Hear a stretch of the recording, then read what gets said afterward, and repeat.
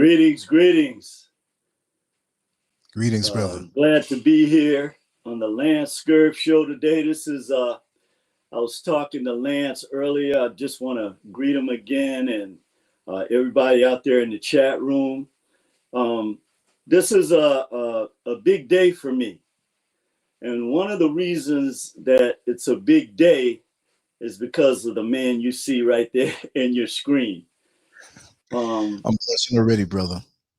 You know, like we were talking earlier, one of the things that we as Black men fail to do is to acknowledge our true warriors who have sacrificed and given of their life, literally, for us to be where we are today.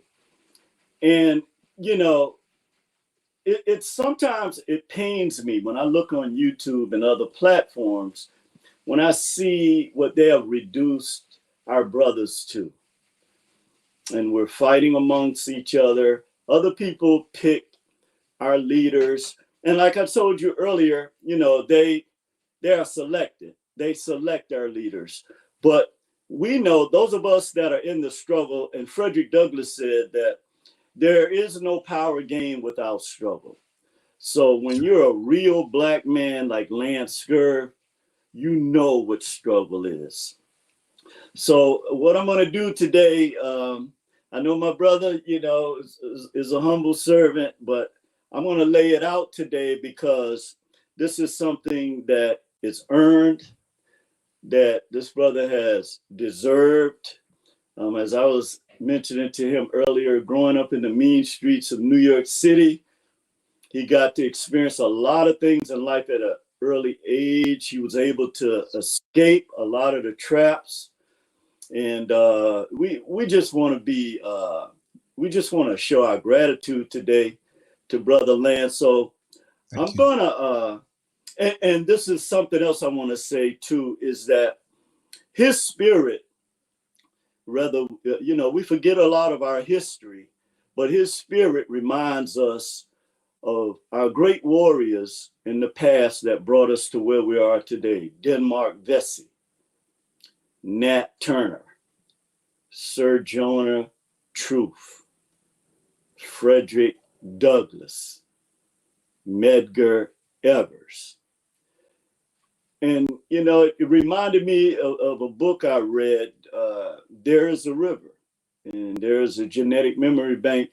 And this spirit that our brother possess is something that keeps us going every day and looking at the truth. So I want to give a bio of our brother real quick, and just bear with us here. And, you know, one of the things that I know, this is something that I know, okay, is that LanceScurv does not always say, you know, the things that, you know, some people, they brag about stuff and different things like that. But we know that behind the scenes that Lance has to deal with a lot of things that some of us have no idea about. And I'm aware of these things, but at the same time, they have tightened the screws on us where we can't say the things that we really want to say. So this particular gift that Brother Lance has is something that we're going to cherish, and we're going to make sure that the younger generation is aware of it. So, brother, before I go into the bio, I just want to, you know, acknowledge you and say that, you know, for my life, you have been someone, and I remember my spiritual teacher, Dr. Kojo, saying to me over 25 years ago, it said, there is going to come a time in your life when you are ready that the creatrix spirit is going to send someone into your life that's going to solidify the purpose of why you were born. And, you know, I never really understood that. I met a lot of people in my lifetime, but today I understand that.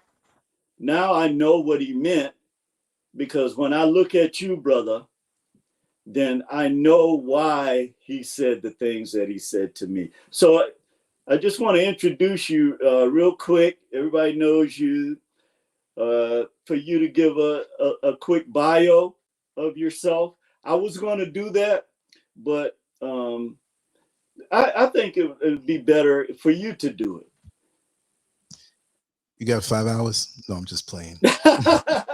Well, actually, I know you've done a 15-hour show before. Yeah, 14 hours actually. 14 hours, yeah. 14 hours, yeah. 14 straight hours and never stopped. Wow. Yeah. Where do I start? I don't want this to be the same old, okay, I know Lance's story. There will be some overlap. And I just have to say, for some reason, I'm nervous. Right? I'm not used to being, I can get in front of the camera. I can showcase people. Oh, my God. Oh, my God. Don't worry about it, brother. We here with you. Okay. We here with you. Yeah, we here with you. Don't worry about that. Okay. For me, I'm really a behind the scenes guy. Mm-hmm. I'm like that insect that it was a rock in your yard up or a friend's yard. This big stone, smooth stone that you just said, let me lift this stone. And all of a sudden you see all of these insects jumping around. Wait a second, so I'm used to being the guy who is either the life of the party or a recluse. Okay. Nothing.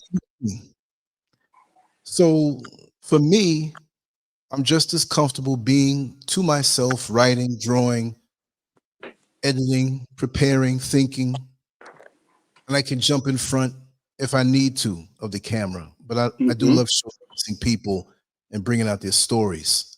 Yes. At my root, as far as a bio is concerned, it's hard because it's like I'm going to say my whole life, but I just have to say, just for the record, for people who don't know me, because this is a new channel. And before I even start, I want to say to everyone, Twitter, called it X now, right? On Twitter, I've had many Twitter accounts, but this one that's X or Twitter, I'm as LanceScurv X. LanceScurv X, as you see it below. LanceScurv.com is the website, but LanceScurv X is where I'll be very active because most of the other social media platforms are compromised, heavily censored, and I'm there for distribution purposes. So if you want to reach me on any social media platform, my phone number is there, my email is there. That's the best way to reach me. But if you want to do social media and give me a follow and I'll follow back, it's on Twitter or X, same thing, LanceScurv X. And it has a blue check mark next to it. So if you see any other LanceScurv accounts on Twitter or X, it's got to be the one with the blue check marks on the side. As far as the bio is concerned, everyone knew, and I'm going to stop saying everyone knew because some people don't know, right? I was born in New York City, in Washington Heights, at Columbia Presbyterian Hospital, which I think it's a different name now, Broadway and 168th Street, where it's directly across the street from where Malcolm X was assassinated. Right? I've heard you say that before. Yeah, that means a lot to me because we lived in Manhattan on 152nd Street. I'm just throwing out little details because some people hear it. Man, I remember the neighborhood. I'm going to speed up, No, that's fine. Take your time, brother. Excuse me for interrupting, but can you delve into the roots when you were born? How, we want to know where this fire and motivation. Guide me, brother. Guide me. You did right. Let's start from the beginning. We know your dad was a hardworking man, had real principles, a lot like my father. Back then, we had real black men that stood for the community. We know your mother was an educator. But tell us about the young LanceScurv growing up in New York City, like before the age of 10. I used to ride a unicycle. I know you talk right across the Brooklyn Queens Bridge. That's a long ways, bro. Not too far. I still got it, and I still can ride it. Okay. And for my 62nd birthday in April, I'm going to be on it, and then I'm going to get off and I'm practicing the crip walk too. I'm going to do that also. So Washington Heights was above Harlem, Mm-hmm. but it was all the same in spirit. Mm-hmm. Lived on 152nd Street, and I will go back to this and bring it on up. 168th Street was where Malcolm X was assassinated. 152nd Street is where I was when that thing happened. I didn't know what was going on because I was a baby practically. I was born in 63 and he was assassinated 2 years later. But Yeah. but the myth has it, legend has it that he was speaking down on 125th Street and I was a baby in a stroller. My brother and mother, my father was working, rolled me past and they hung out there for a while because that was a common thing. So my ears actually heard Malcolm X's voice. I'm just throwing that out there as a base. Mm-hmm. New York City, Harlem, Washington Heights was a special place. We were more, I say we, now I was a little baby then, okay? But that's my root. Okay. This is not a joke. This is not something I take lightly. I saw myself and was made to feel that I was a part of a larger community. The people in those days, black people, whether they were Christians or in the Nation of Islam, 12 tribes, 5% Nation, Black Panthers, and other groups Mm-hmm. that remain unknown, and even the other side of what people did, the Nicky Barnes and the Frank Lucas and those sides Yeah. of things. Yeah. No matter where you came from, if you migrated to Harlem, there was a unifying energy there. It was a revolutionary energy there. And there was a respect and there was a code. And there were certain things that you just didn't do. Brother Lance, can Yes. I cut in? I- Excuse me, brother. You know Let's what? get- It's so funny you mentioned that because last night I was looking at some of the work of Leo Hansberry, and they were talking about the Harlem Institute where I can't think of the Puerto Rican scholar that actually ran that institute. But I was thinking about, and I was thinking about you, and I remember looking and seeing that the Lafayette Theater, the Apollo, I think it was the Harlem House, and the Lincoln Theater. And see, this is pre-Hollywood when our people, and by the way, I bought some champagne so I can toast you. Oh, great. I'll toast you with some iced tea and this big behind cookie. Okay. But I'll let you get back to the story. But I was looking at how we had a self-sustained community, how our people dressed, how we act, how we carried ourselves during that time. And you know, I'm a little older than you. We're from the same generation. But we know that there was something lost between that time, brother. I'm here. and if you if you could address that, how we were Yes. a self-sustained community, particularly in New York and other Right. places, if you could address that and how that affected you as a person growing up. Okay. You know the lights just went out. They were doing No. some work here. Oh yeah, yeah. Oh, okay. And I was ready for that. And you know it would happen. But like Exactly. I said, I'm ready for that. Yeah, I kind of knew. Right, those right. things, they don't have any effect on us at all. It's like little kids trying to, get attention or something. Exactly, exactly. Well, let me know how the sound is. Can you hear me Okay. well? Yeah, we can hear you. Okay, the sound is good. I'm going to hook a battery up to this gadget. And this has happened before, kind of frequent. They're doing something in the area, but they always look. If I don't go live for a week, it won't happen. The minute I go live, it happens. So I see that. let's see how they're gonna mess with. I got the backup plan. That's no problem. Let me just come on in here and move to another area, and let's see how this is gonna work. As long as the sound is good, we're good. Yeah, And I'm we gonna can hear speak you just very good. Okay, great, great. Well, in that period of time, it was magical. Okay. We had similar challenges as we do today, Mm-hmm. but the difference is that there was a unifying spirit underlying a lot of the pain and frustration Mm-hmm. that was there in that part of the world. There was a respect for the children, no matter Mm-hmm. who you were. And that feeling of being included, that inclusive feeling, Mm-hmm. made me feel the energy of all who came beyond me. Art, music, Mm-hmm. culture was very So where did strong back then. your love of art, did it formulate during that time? What age range are we talking about here? Okay, I started with an appreciation for art, I would say greatly at the age of 3. No Okay. lie. Okay. My father and mother always made sure to introduce me to art forms, music forms, just different ways of expression. And no Okay. matter what it took, they made sure that if I wanted to try something, that I was allowed to do so. That's great. And Now so, that was in the home. What about the environment oh, outside of the yes, home? the environment outside of the home or inside the home? Outside of the home, because we know your parents did a fantastic job and they were people who were committed to the community as well.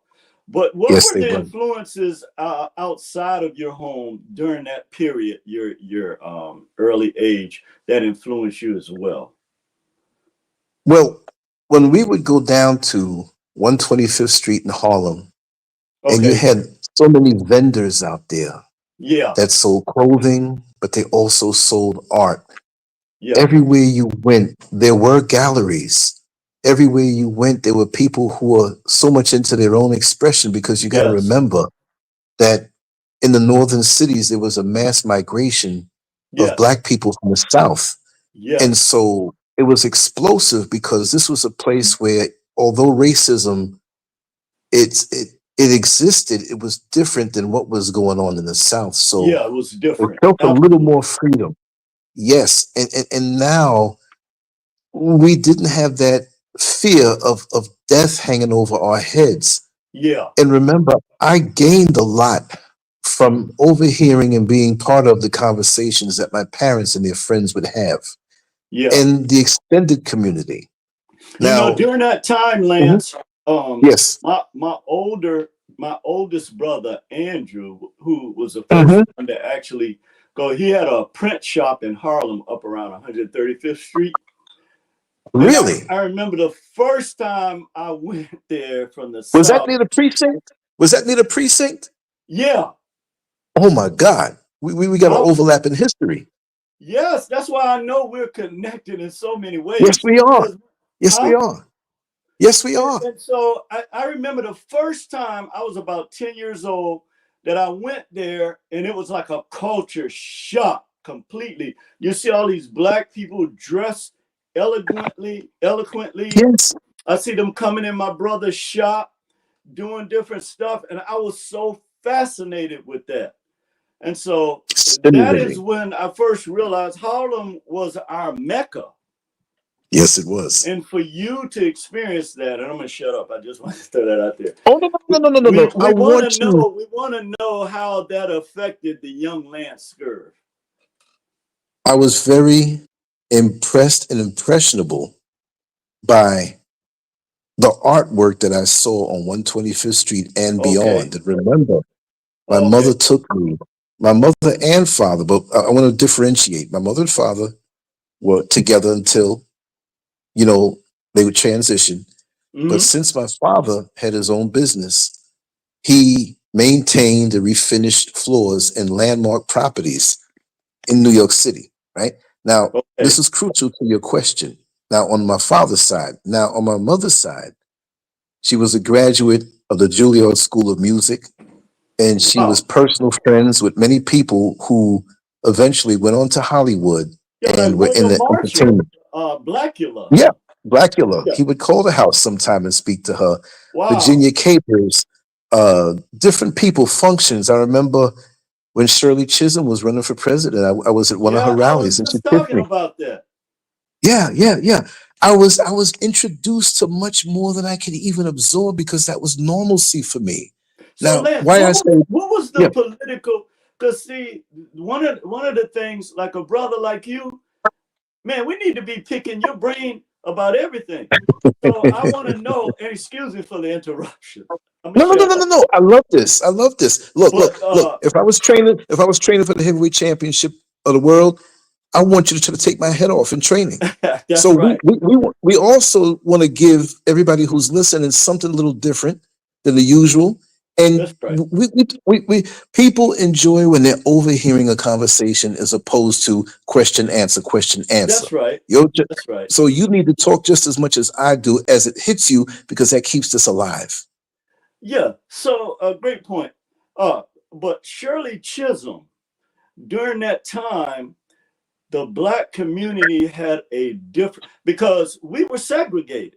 Okay, Yeah, there yeah, was no and in New York and other major cities, it's a natural segregation even to this day. yeah. You're right. So during that time, Shirley Chisholm was a woman that stood up to this system and said, no more. Yes, Our people yes. are not going to be treated like this no more. So I'm going to shut up. But kind of talk to us Oh no, about no, that no. time politically that is similar because you know history repeats itself. And if you Right. don't know That's right. history, then you're going to That's fall right. victim to it. So talk to us about that time Yes, with the yes. great I'm woman a free Shirley flow, Chisholm. but guide me.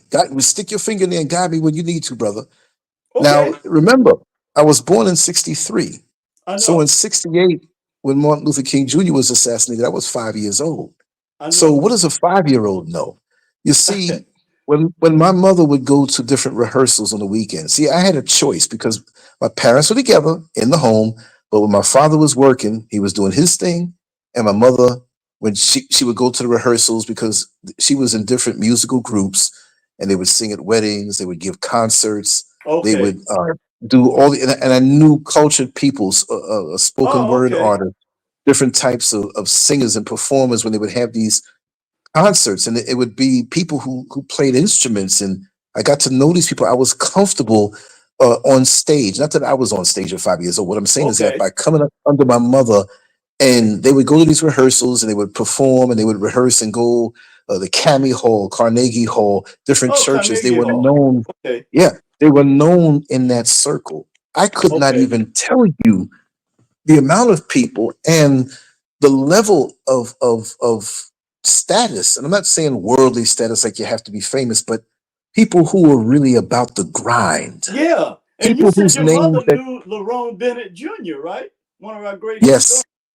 Yeah. yes. I Yeah. also have to throw in there that my mother's aunt, who raised her, because my mother's Uh-huh. parents died very early when she was 2 years old, and it was like not even an accident. It was just like they just died when she was young. So my I would guess you would call it my granddaughter was my mother's aunt. So I guess it would be my grand aunt in Columbus, Ohio. She was a school teacher. She was a composer. Uh, she did so much. She was an educator. She wrote many books, and I have to say, and I can't remember the young lady's name. I was doing a show many years ago, and I mentioned her name, Kathleen Evelyn Deloach, and Oh, she I was a heard that name. professor. Yeah, she was a professor in Really? Columbus, Ohio. And one Yeah. of my listeners had said, "Oh my God, I took some of her classes." You know what I mean? I've heard that. And my yeah, Charles Deloach was an engineer, and so they raised my mother and they sent her to Juilliard School of Music and she graduated there. Okay. And and there's so much more to tell. But I'm just saying that I grew up around this type of culture. I grew up in Yes. that era where it affected me greatly because I didn't realize I was a child. Yeah. I did funny things. I collected baseball cards. I drew comics. I collected comic books. You know what I mean? But they Uh-huh. were always an Ebony magazine, a Sepia magazine, a Jet Yeah. magazine on the coffee table. Jet. There was always a discussion, and you're living in it because remember, the smoke hadn't cleared yet. I'm five Yes. years old Malcolm was assassinated a couple of years Yeah. before, but that was still in the air. You Yeah. understand? Yeah. Muhammad Ali was in exile, but you saw Yeah. magazines talking, and he's walking down the streets of Manhattan, you know, and man, it was just a historic, rich soil to come Oh, up in. you So, know what? I want to yes, comment about that statement you just made, talk to because me, brother. I remember a couple of my older brothers talking about this time when Muhammad Ali, that the government was really on him. They was on Joe too for helping Muhammad Ali.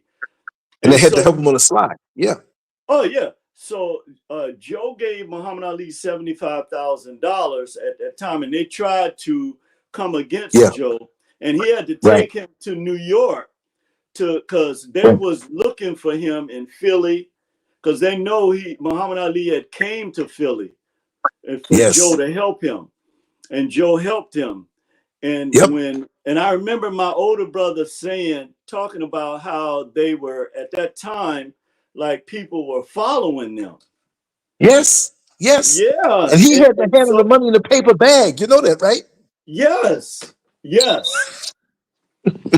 I heard, I heard these stories in my family. Of course, I was younger, Right, right. but They were being I followed. remember this time.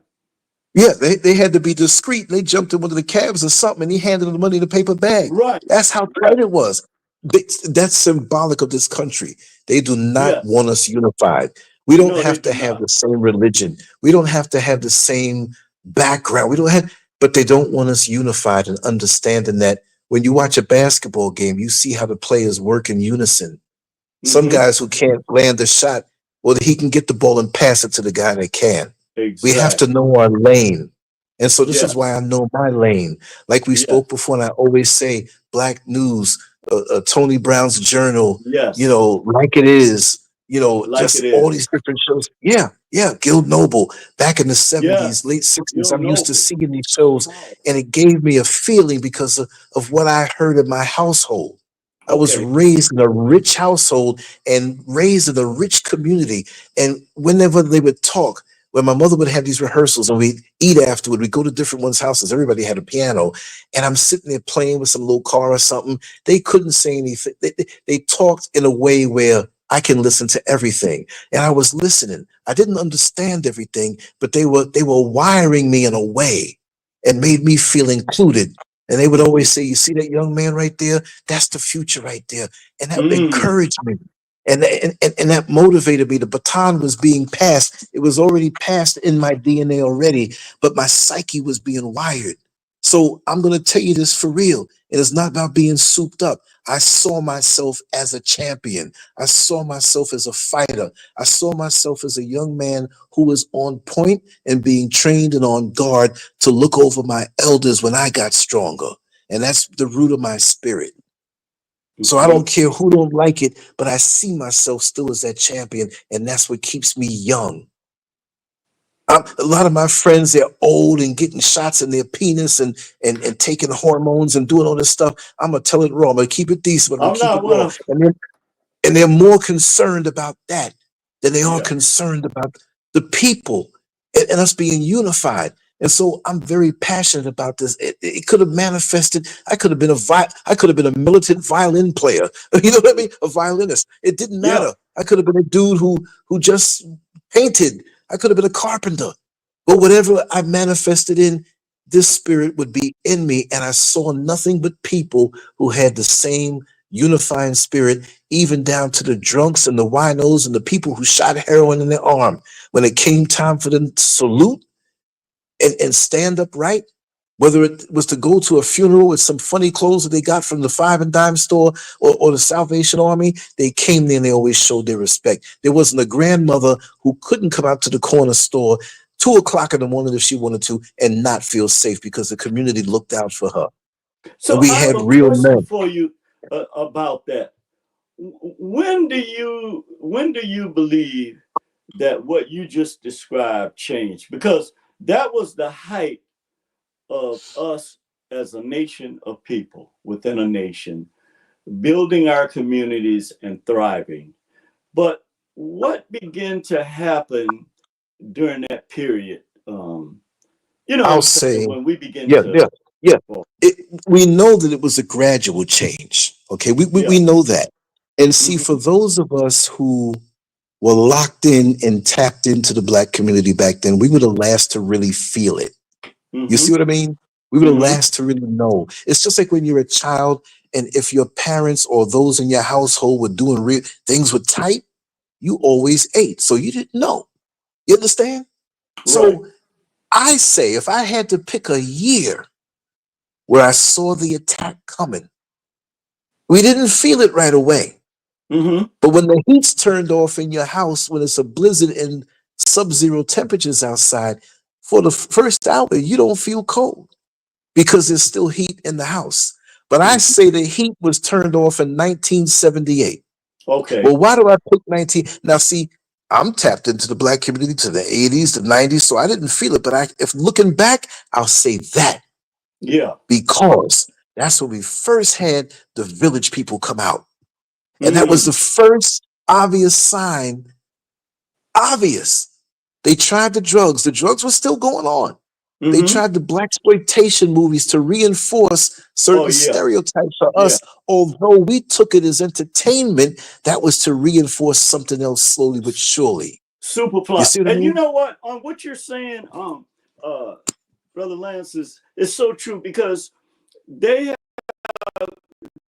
there are certain images they have of black men that have come down from slavery, and the Yes, pimp, the hustler, the slick, all of these type of exactly. labels. Yeah, drug dealers, all of that. Where did our people learn this from? This wasn't in our See, community during the time we're talking about. you get the A-OK for those types of movies, and I have to say I have a very close sister in my life Mm-hmm. who is close and in that world. The Mm-hmm. name doesn't matter, but they're going strong with that same thing. And see, they will push that to season the minds of the subsequent generations. See, we know what it is, we can filter it out, Mm-hmm. but the young children don't know.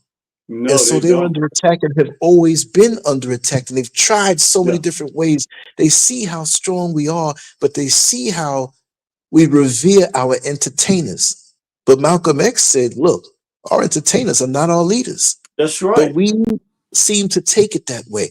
So they took their time and they gave us entertainers and approved of them and let them give us some moments where we feel empowered to fool us, just like they handpicked Al Sharpton or a Jesse Jackson, right? Mm-hmm.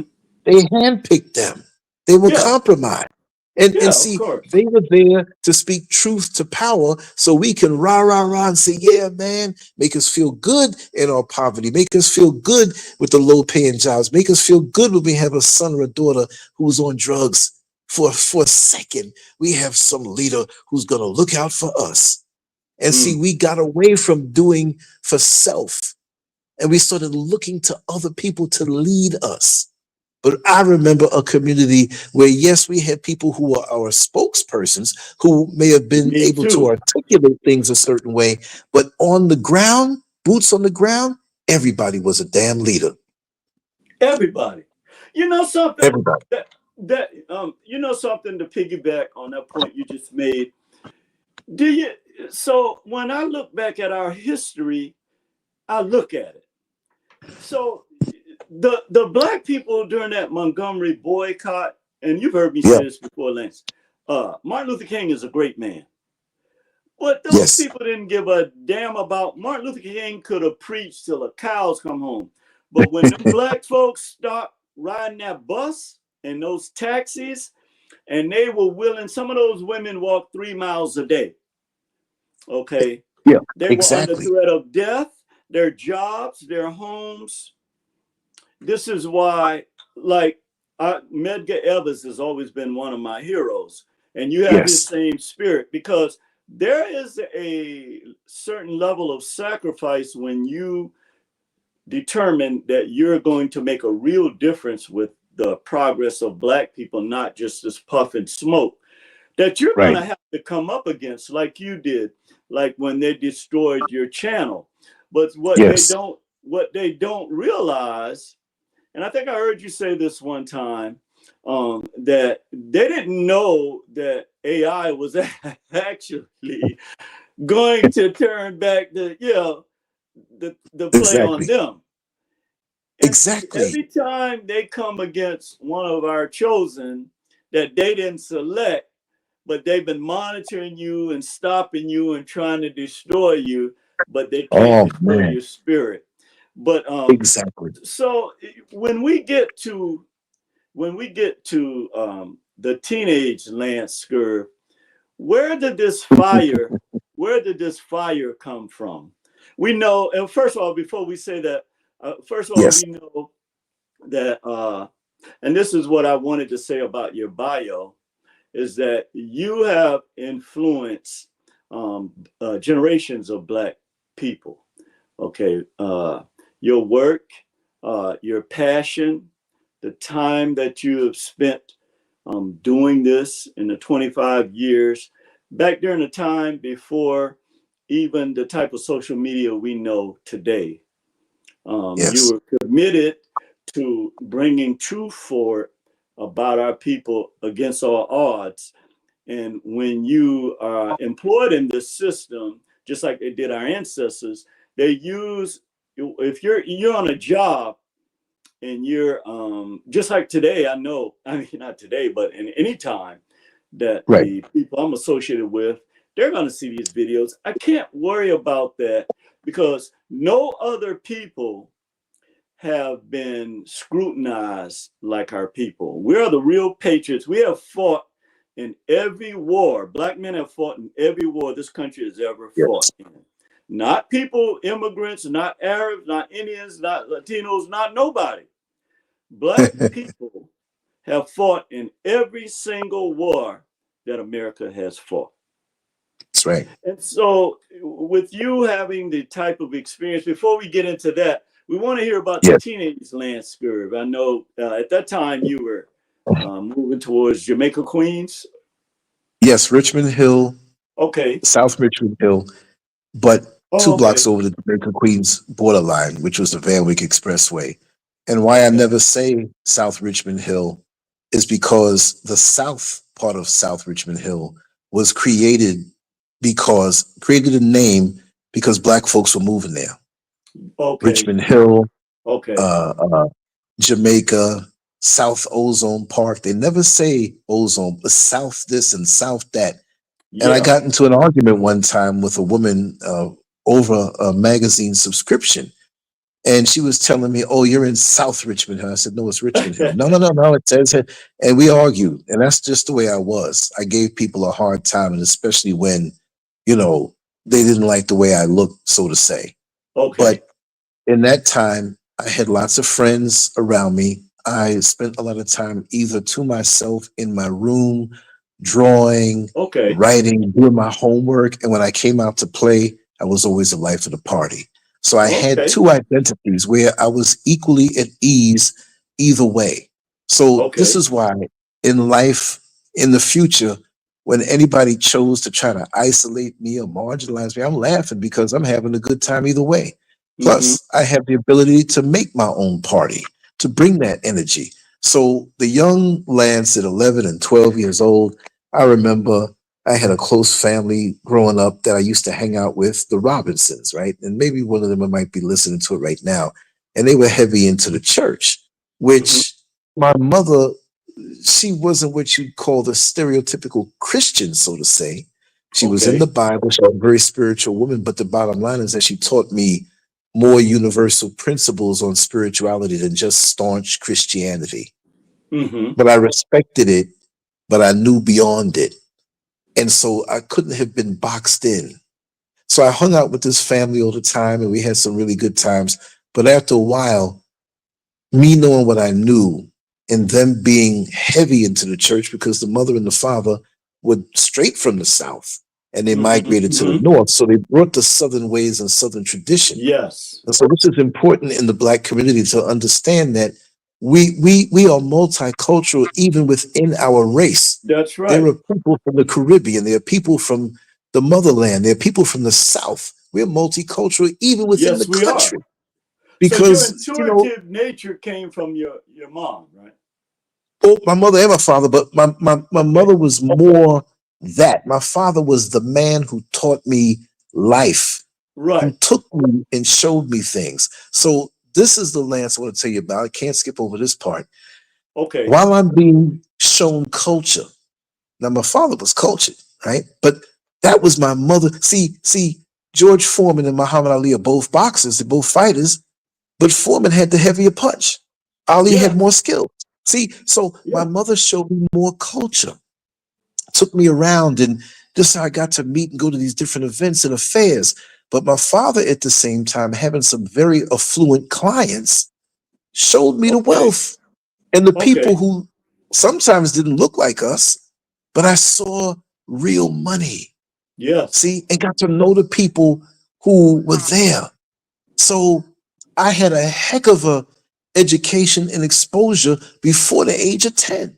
So from 7 and 8 and 9 and 10 years old, man, I was absorbing so much.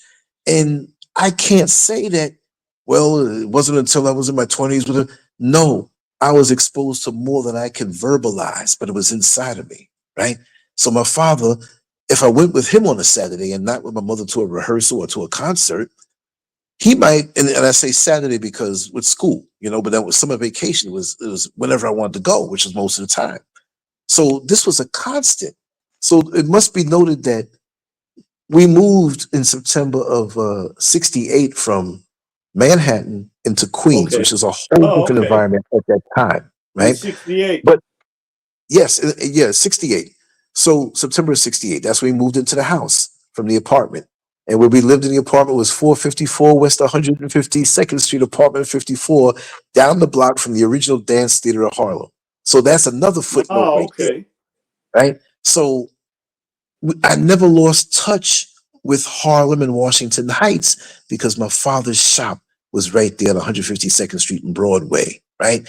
So now, it summertime, I'm coming back to the city when he had to load up his machines and stuff.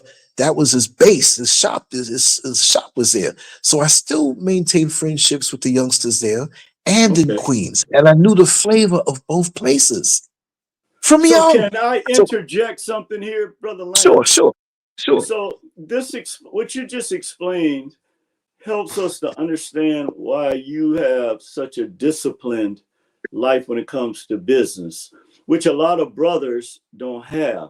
Your father was a businessman, and during that time, he had to have some type of integrity to even get contracts with other cultures, right? Exactly. And they loved And them. so that explains why you have this ability to go cross cultures. Yes, yes. Okay. So so I remember an instant, and he would do lighter jobs. It wasn't just heavy because they were landmark properties that he maintained the floors in, right? Okay. And they had to be stained a certain way. They had to be made. They had to have their original. If it was funny looking and dug out a certain way, that had to be maintained that way. And there were only a handful of contractors who were certified to do that work, and you could not do the work there unless Right. you were certified. So they're Right. probably like about 6 or 7 I remember for that specific thing. But he also still did other jobs. Like he had a little waxing machine. He'd go, I ain't got nothing to do. He kept his hands moving, right? Okay. So this is when I'm gonna throw certain things at you to make you understand. See, okay, I know this show is about me and my background, so I'm gonna give it that way. But I'm not an ego dude wanting to talk about myself, right? I like to do interviews, but I'm being interviewed, so I'm gonna give it to you. If there was a movie about me, here's a crucial scene. Okay. We're at a job, and this was a guy who he was a CEO of some company. I couldn't even remember. I remember a lot of the names of certain people, and I'm going to drop some names too in my journey, which you won't really believe some half of it, right? But there was a man here, multimillionaire, back in the '70s, and he loved my father. Yes, he Oh, was a white man, and he was probably racist, right? But yeah. because of my father's integrity and my father's strength now, my father was a short guy. He was probably like about 5'7", but Okay. he's a former power lifter, Oh, bodybuilder, fighter, interesting. boxer. He was in the British Navy for a while. Really? And the Navy, yeah, oh yeah, yeah, from Jamaica, Huh. yeah. And drove trucks for so many years, worked in a slaughterhouse, was a butcher in a slaughterhouse, and know how to kill things, whatever. And he knew how to kill, he knew how to do all that stuff. So he walked with a confidence, but he was a gentleman. He was a loving man. He loved the comedy. He loved to get along. Everybody loved him. Everybody loved him Oh, he wherever he loved went. comedy. He loved comedy. Oh yeah, yeah, yeah. What we Is would go that to, where you got that from? oh, yeah. And the impersonations also. I Oh, remember really? lots of times Good. we'd be invited to these really high level, and I'm not going to say high level because it's white folks. I'm just saying high level where it's money, and it was Sure. mixed, and it might have Yeah. been mostly white folks, but it wasn't about that. And Yeah. so my father would have them cut the lights out, and he would do these impersonations of Louis Armstrong, and Oh, he wow. would talk, what was it, Edward G. Robinson or whatever. And Mm. I was so proud. I'm like, wow, you know what I mean? And he wasn't cooning for them either, because Right. he see the power's going on and off. It's so funny. If anybody's wondering, I'm not showing my face. That's the reason why. Let me see if it came back on. They're doing some work around here, and they always play around like that. Yeah, it's still off. Yeah, Okay. I got. Yeah, but anyway, don't worry about it. We're gonna keep going. Yeah. But Yeah. so between that and going to the rehearsals and seeing my mother in concerts with other groups of people that were dignified, these were heavyweights, but we didn't have social media back then. For me to see the stage and for me to see my father, who was never shy, right? Mm-hmm. I was never scared of being up in front of people. But there was one incident that happened where my father did a bigger job, and he had brought in some other contractors to do this job. And it was a structure where the floors had to be refinished, but it wasn't a landmark property. So this job took several weeks, and it was up in New Paltz, New York. Mm. And it was an architect that he had lots of clientele, and he was world famous. Now, he had several acres in New Paltz. So when we went there and we stayed. We might go into town to go pick up some stuff, but in the summertime, I loved it because they had a big swimming pool. And about maybe 2 miles down the road, which is still their property, they had a refurbished firehouse. That was another Mm. house on their property, right? Okay. So when it came time for this man to pay my father, because it was either check or cash, and he was giving him cash, and it was a whole lot of money, right? Mm. So this is the psychological grooming that my father did on me, right?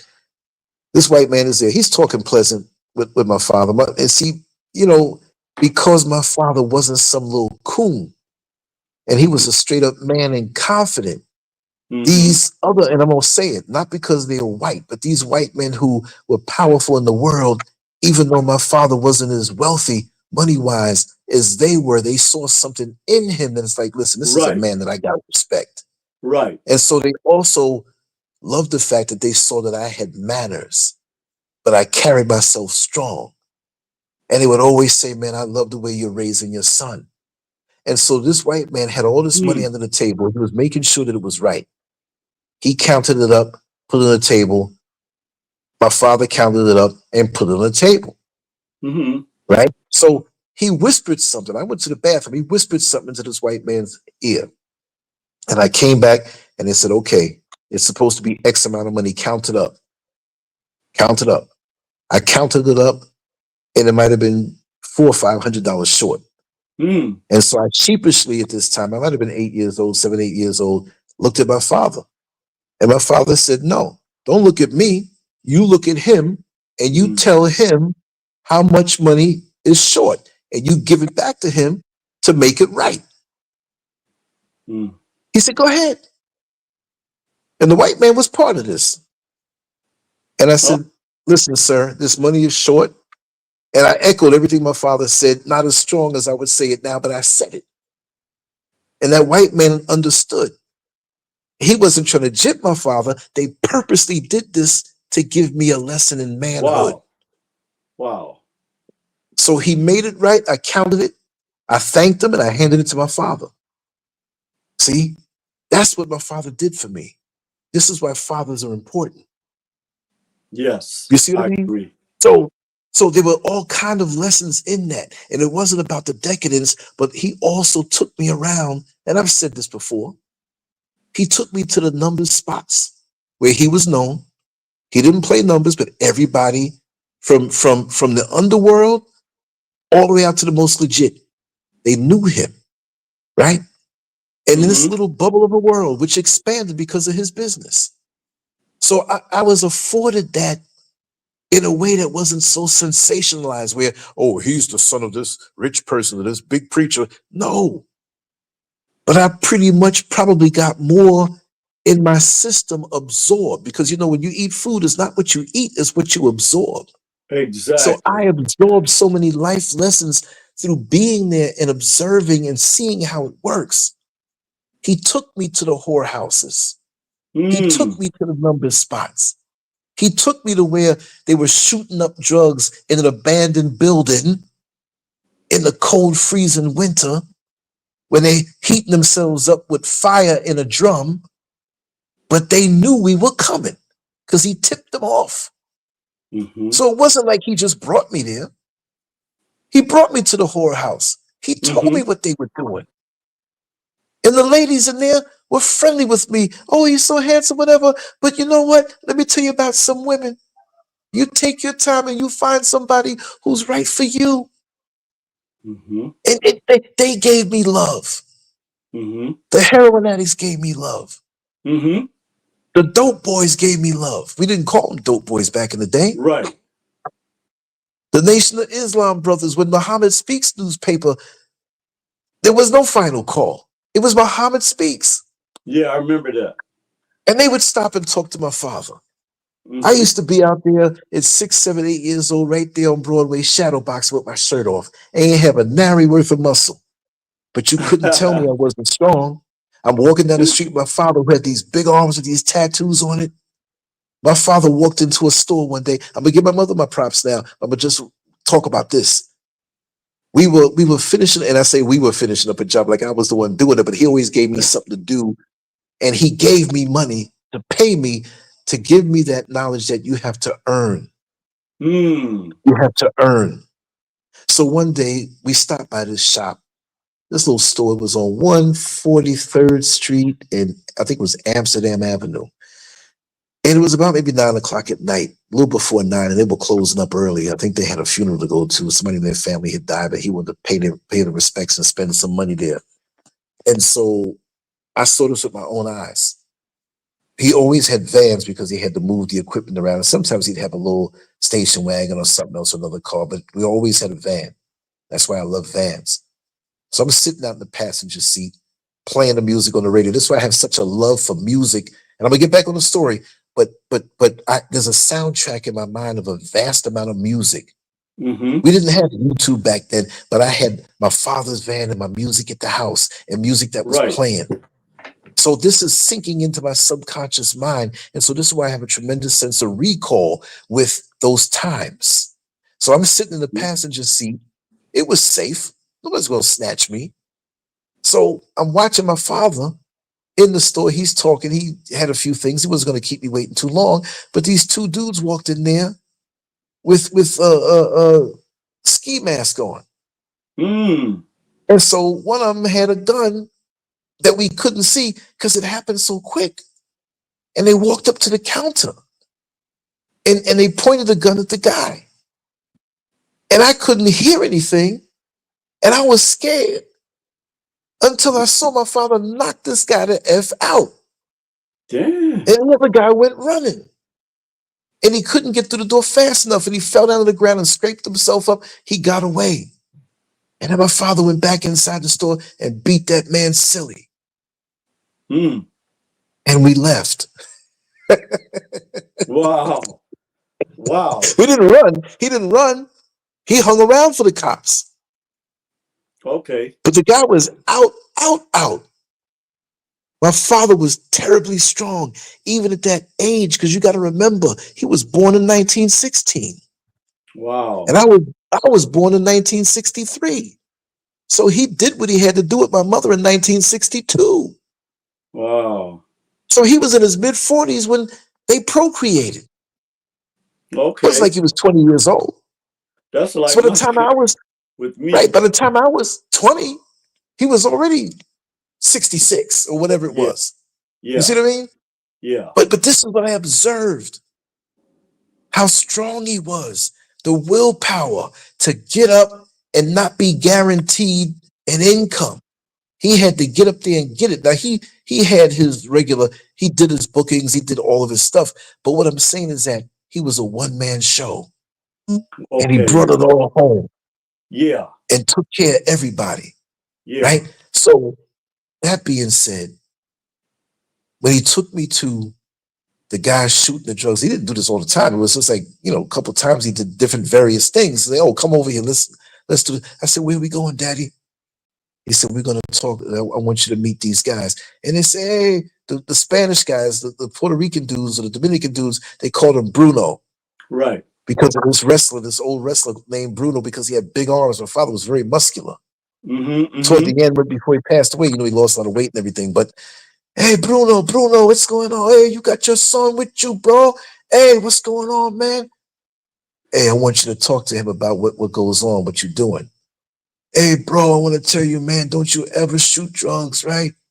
I'm going to tell you, man, you got to leave these BITCHSs alone. Now, look, they were saying the way they talked. And my father wanted them to talk harsh. And by no means were they really disrespecting. They were doing it like Scared Straight. Remember Scared Straight when they took the kids to the prison? Oh, yeah. And the prisoners had to scare them and tell them? Right. See, right. So they had, this one guy basically said he came home one day and he saw his best friend on top of his wife. Is his buddy he would have died for, and he was a ride or die for his wife, and they were doing that, and they flipped him out. He started drinking and drugs, whatever. And that's how and this is what we do, man. Don't do this, man, because I don't think I can ever come back. I'm broke, and never allow a woman or friends or any circumstances break you in this life. That was the bottom line. He came with the female story, but it was about not breaking your will, not breaking your will, not breaking your freaking will. Don't be like me. I'm a loser now. But he was a champion to me because he told the truth. That was another installment in my psyche. You understand? Even the prostitutes that were telling me to be careful of the kind of woman that I get with, they weren't saying they were bad, but situations and circumstances put them in that position. So I never really looked at a prostitute like, oh, you're just a whore. I'm talking about the real ones. Yeah. These women out here who are playing dudes, these gold diggers, that's a whole different ball game. Yeah, it was. But the ones who are out there who had no other choice in their mind. I met a couple of really nice prostitutes in my lifetime. Oh, you won't call them prostitutes? I didn't call them prostitutes. No, I mean, I'm just saying it for the sake of identification in the story. Yeah, so now with the numbers dudes, with the pimps, there was a numbers guy named Johnny, and his numbers joint was in the back of this restaurant, which was next to the shop, 152nd and Broadway, right? So people going in there eating, they playing their numbers, and he was dealing and doing some other stuff. And one day I was out there, it was a Saturday. I'm out there in front of the shop. They had these Dominicans that had something going on. They were always in there playing cards. They had something going on, some kind of gambling, something going on, but there was no violence. I'm standing out there and I had to be like about maybe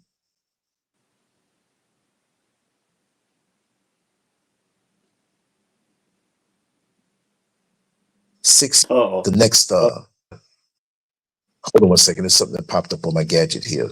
Okay, no, I know what it is. I know what it is. It's no problem. But yeah. So I'm sitting there and I'm out there. I'm play boxing. Dudes would come by. I remember this guy named, what was his name? Sly. He came by. The grown man slapped me so hard in the face. I was so mad. But I was still out there playing the shadow boxing, and everybody's calling me champ. And all of a sudden, Johnny's standing out there talking to somebody. And then these Lincoln Town cars pulled up. Lincoln Town cars looked flat back in the day. I'm talking about way back, the original ones. Yeah, the original ones. And two of them stopped. And these dudes had like machine guns. But I'm looking at it like it's a movie. And they let off on Johnny. Johnny was like 8 feet away from me. Wow. And it was loud. And I was paralyzed. I was like, what the heck? And he dropped to the ground. He had just given my father $5 to give me. because my father never let me take money from anybody. Right. Or he would give him permission and let me know I'm giving him permission, but you don't take any money unless whatever, because you know you got little creepy people around there trying to get you to do all kind of things. Right. See, but that was traumatic for me. This man just gave me some money, rubbed me on my head. Hey man, hey champ, you're gonna be the champ one day. And he's still standing there talking to somebody. The other person walked away. He's just standing there looking off. And I was the one who spent the last moments of his life. Wow. And the way his head hit the ground, the sound that it made. And those guys drove off so quiet. It just and drove off. But back then, you never say, oh, it was bad what they did, because back then there was a code in the world, good and bad, that if somebody did that to you, it was because you did something. Right. These days, yeah, people kill for sport and play, gang initiations. yeah, You look at the person the wrong way. There was love back then, even though there were things that happened like that I observed. I saw bad things happen. Even though I wasn't a child of the streets, my father allowed me a proximity to it to give me life lessons on to know how to navigate. And that's very why valuable. Yeah. for the almost 40 years that I lived in New York City, I never had any major problems like that because I knew how to navigate. Yeah. My thing when I used to drive the van, when I used to drive the dollar van as a side hustle, and it became the main thing, I was in the street all from 4:30 in the morning, sometimes till 10 at night. Mm-hmm. I worked that thing, man, and I was making good money. I would jump starting ahead of time. I just want to make this point. I knew dudes who were looking to kill each other, selling drugs. Mm-hmm. One had one corner, one had the other corner. And I knew these guys from school, elementary school. So we were cool. Mm-hmm. But I let one know. I said, listen, when I'm around you, talking to you, I'm not talking about homeboy across the street that I know and love that used to come to my house when they were kids, and my mother would make milk and cookies and different sandwiches and stuff, and they'd come over and play. And when I'm with the other one, I say, listen, I'm talking to him. I'm not going to stop talking to him because y'all got a problem. But when I'm with you, I'm not talking about him. When I'm with him, I'm not talking about you. I'm out here to make my money and go home. I love you both, and I want you to work it out. But if you can't, you both have your reasons. And that's why I can move in the street freely without anything happening to me. Because they knew how I stood. Because that was the same legacy that my father had in the streets of Manhattan and all over where he went. He knew some dangerous guys, but they were charming and they were kind and they respected him. And I inherited that mindset. But I'm not going to play. I don't care who you are. If you do the wrong thing, I'm going to stand up for what's right. Absolutely. Right? If you messing around with some old lady trying to rip her off, or you messing around with babies in the wrong way, I'm going to get you. Don't worry about the police. I'm going to get you. I'm going to get you, sucker. And in that spirit, yes, there have been things that I will not say what I did. I never took nobody's life. But sometimes you got to be that man to stand up to do what's right. And I'm not trying to make myself seem like no tough guy, because you have to decide. When did sometimes. you transition into, at this point, when did you transition into bodybuilding and your love for boxing? Because I assume you're still talking about your teenage years, right? Yes, yes. So when did this? 13 years old. Yeah. Okay. 13 years old. We always had old rusty weights in the house. Okay. My father always kept those there. And it was normal for me to see a man built a certain way, number one. Right. Even though he was getting older and his physique was deteriorating over time. You know, we get older, we're not going to have the same thing. But the pictures that he had, that you know, long story. My ex-wife, she says that, oh, I don't have the pictures no more. And I'm like, yes, you do. And my daughter's like, yeah, she threw them out. I'm like, what? So there's a lot of things that I don't have that I have in my head. And if I could show them to you, you'd be so amazed. You'd see his spirit. I've seen some of the bodybuilding pictures. Oh yeah. And I have two uploaded here I might show just for the sake of people who don't know, but I call them the same two funky pictures that I have. Yeah, that was a powerful time. Oh yeah. You were heavy into that. Because you can't very get much so. that type of body without dedication to that? No steroids, no drugs, no No enhancement, no steroids. Yeah, nothing. pre-steroids. That's How all old were natural. you on this picture? That was in October. That picture is October 10th, 1982. I was 19 years old. So now you won a junior Olympic championship or something. You won. The Teenage Nationals, which was called the Oh, Teenage okay. Mr. America at the time. Now, to Okay. be honest, there were three of them. There was an NPC, an AAU, and an NBBA. The Okay. AAU and the NPC, they were not drug tested. The contest I was in, they took blood, they took urine, and they gave you a lie to take the test. Didn't Okay. bother me because I was natural. Okay. I had a natural strength. I was Yeah. terribly strong. I'm not living in the past, but people want to know. I have to tell you, I was very strong, extremely strong, endurance for days, and I worked myself up to that. Now, what happened when I got me into it more so? My father always showed me proper movements, Mm-hmm. and what happened was my Mm-hmm. friend Craig Bastion. Now that was this picture here is 2 weeks before. Actually, yeah, about 2 weeks before September 25th, 1982. That was in dire need of a haircut, but I woke up too late. That was in Brooklyn, New York, and I got second place in Okay. that one. And I think it was very political because of the gym that I trained in. My buddy Gene LaGuerre won it, but deep down he knew I got him that day. You know, Yeah. even my butt was muscular. Okay, everything was in shape. I had my stomach was like cobblestones, if you can see it. And that's a fuzzy shot that's not even clear. There's a Yeah. gazillion pictures out there of me that I gave away to girls. Oh, can I have that picture? Because you think Right. you're gonna look Right. like that forever. And there was Right. a dude that I ran into recently on social media, and all of his pictures somehow from that day, he had a crap load of pictures of me and a lot of other bodybuilders because he took pictures for years and he had hundreds of pictures of me. And there was one shot that he had that I would have loved to have, and it blew these shots away. Mm-hmm. Um, Mm-hmm. I know what I look like. My friends know what I look like. The people who competed against me know what I look like. But that's what it is. It's about the passion. It's about the fire that you can take and transfer Right. into other things. But Right. I was a fanatic in that time. Nobody trained harder than me. No, there were other dudes who trained hard. I can't say that, but I was there. And I did not use the substances that a lot of guys that I know. And I know a lot about steroids from being around these guys, but I learned a lot about nutrition, the body. But I will say, one day in my basement, I was 13 years old, and my buddy Craig Bastion, who was one of my first friends when we moved to Queens, he lived across the street. He came over. I was 13, and he started curling the weight. And he said, "I bet you I can do more than you." And I said, "I don't think so, man, because those are my father's weights." I'm like, "No, I should be able to do more than anybody else." So I curled, Mm-hmm. he curled. My arms are hurting the next day, but I like the feeling. And so I Yeah. started asking my father more things about it. And so we started getting magazines and he started showing me stuff.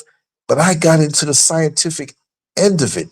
I started reading these magazines and learning about diet, learning about training techniques, the proper way to do the movements, and all of that stuff.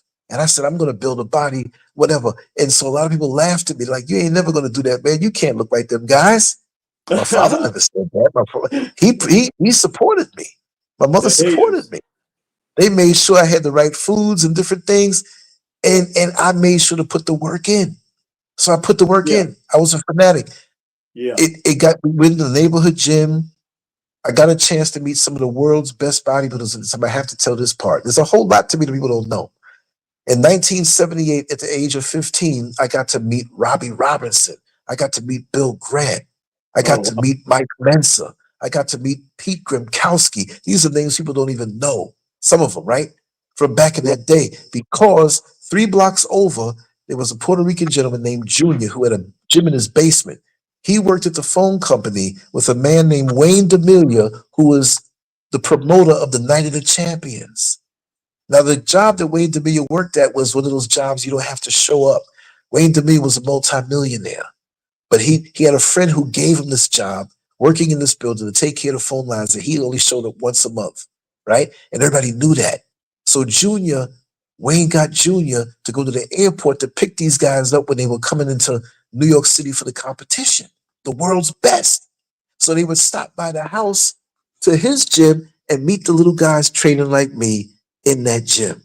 I could not believe it. So now this expanded my mind where I wasn't just admiring the neighborhood muscle dude. I saw the world's best.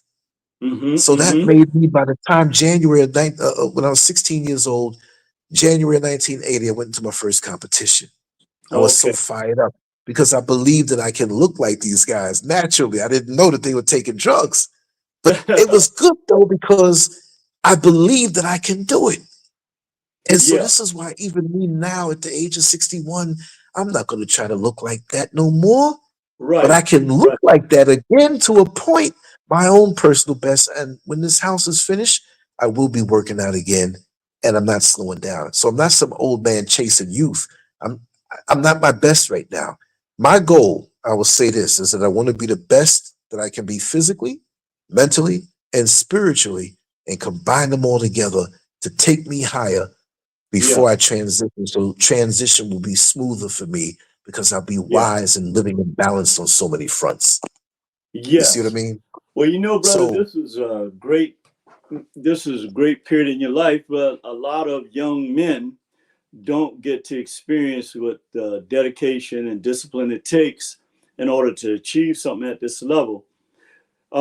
So, when did you begin to transition into art and write the gift of writing that you obviously have always been in you? But well, during this period, when did the transition take place?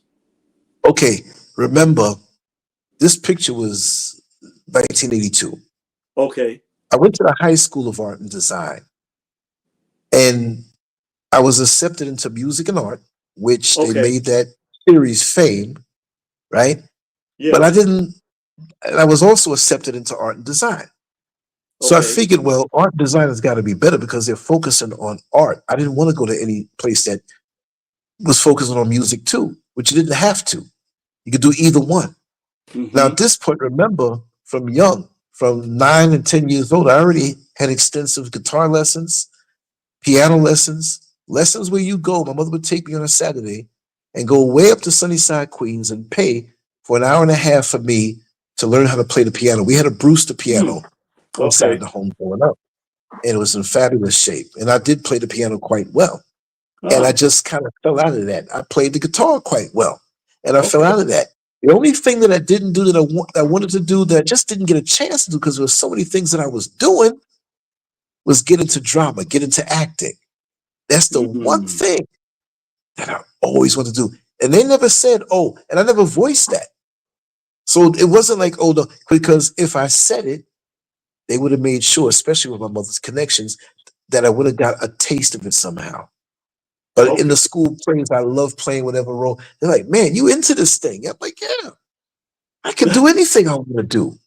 If yeah, I set my mind to it, and this is what gave me problems with those people who are oppressors or have an yeah. I oppressive remember us mind, even talking when they look about like this us. before. Yes, because see, I have this knowledge in myself that whatever, I know that whatever I want to do, I can be that. Yeah, And a lot of people are walking around insecure and what they may not have had the upbringing or the support, but me, I had it. But I was always nurturing as a person to encourage other people around me. You see what I mean? So there's mm-hmm, never no cocky side of me. It was like, man, you can do it, you can do it. It's like, man, mm-hmm, everything you look to do, Lance, you always succeed. So I never yes, had that period of me not knowing.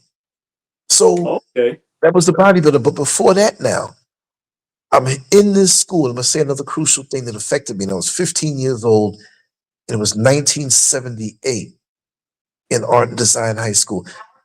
Okay, now the power came back on. It must be done. Let's see if it oh, stays on. Oh, it went back off again. This time every week, they always got to doing something, laying okay, new lines or something, even though it's nighttime. They out here. But anyway, Mr. Belfour, Belfor. I was a good artist. People would say I don't know what I am, but people just reflect. I never label myself, right? I let other people do that. If I was a fighter, I wouldn't say, oh, I'm the greatest fighter. No, you tell me what I am. Maybe I suck to you. I don't know. right, So we had to do a thumbnail. A thumbnail was a smaller rendition of the bigger project we were going to have to do, right? mm-hmm, And It didn't have to be detailed, but I'm a detail-oriented person. And so now I'm doing all of this detail in this thumbnail, which he didn't require this, but they never knock you for going over and above. Well, this thumbnail was probably better than what most people eventually did in the ultimate project that we were assigned to do. I got to the front of the class, and Mr. Belfort looked at me and he says, "What is this?" And I said, "Well, what do you mean?" He said, "What is this?" I didn't ask you for this. It's an old white man. I said, "Well, this is the, I'm giving him my humble side. I wasn't some all knowledgeable, whatever. Like, I wasn't a full grown man yet. I was still a man child. Right? So, and I'm giving him respect because he's the teacher." So he said, "This is not acceptable. I didn't want you to go and do the complete. I just wanted an idea or whatever. This is no good." And he ripped it up in front of me. Interesting. And some of the haters in the class who weren't as good as me, they started laughing. And he took it and he threw it in the garbage can. And I started crying. And I walked out of the classroom. "Hey, where are you going? You can't leave this classroom." And I just left, and I'm in Midtown Manhattan. I walked past the security guards there. Say, "Hey man, where's your pass? You leaving? Where you going?" I didn't care. Let them come grab me. I was strong I wasn't really competing as a bodybuilder, but I was damn strong for 15 years old.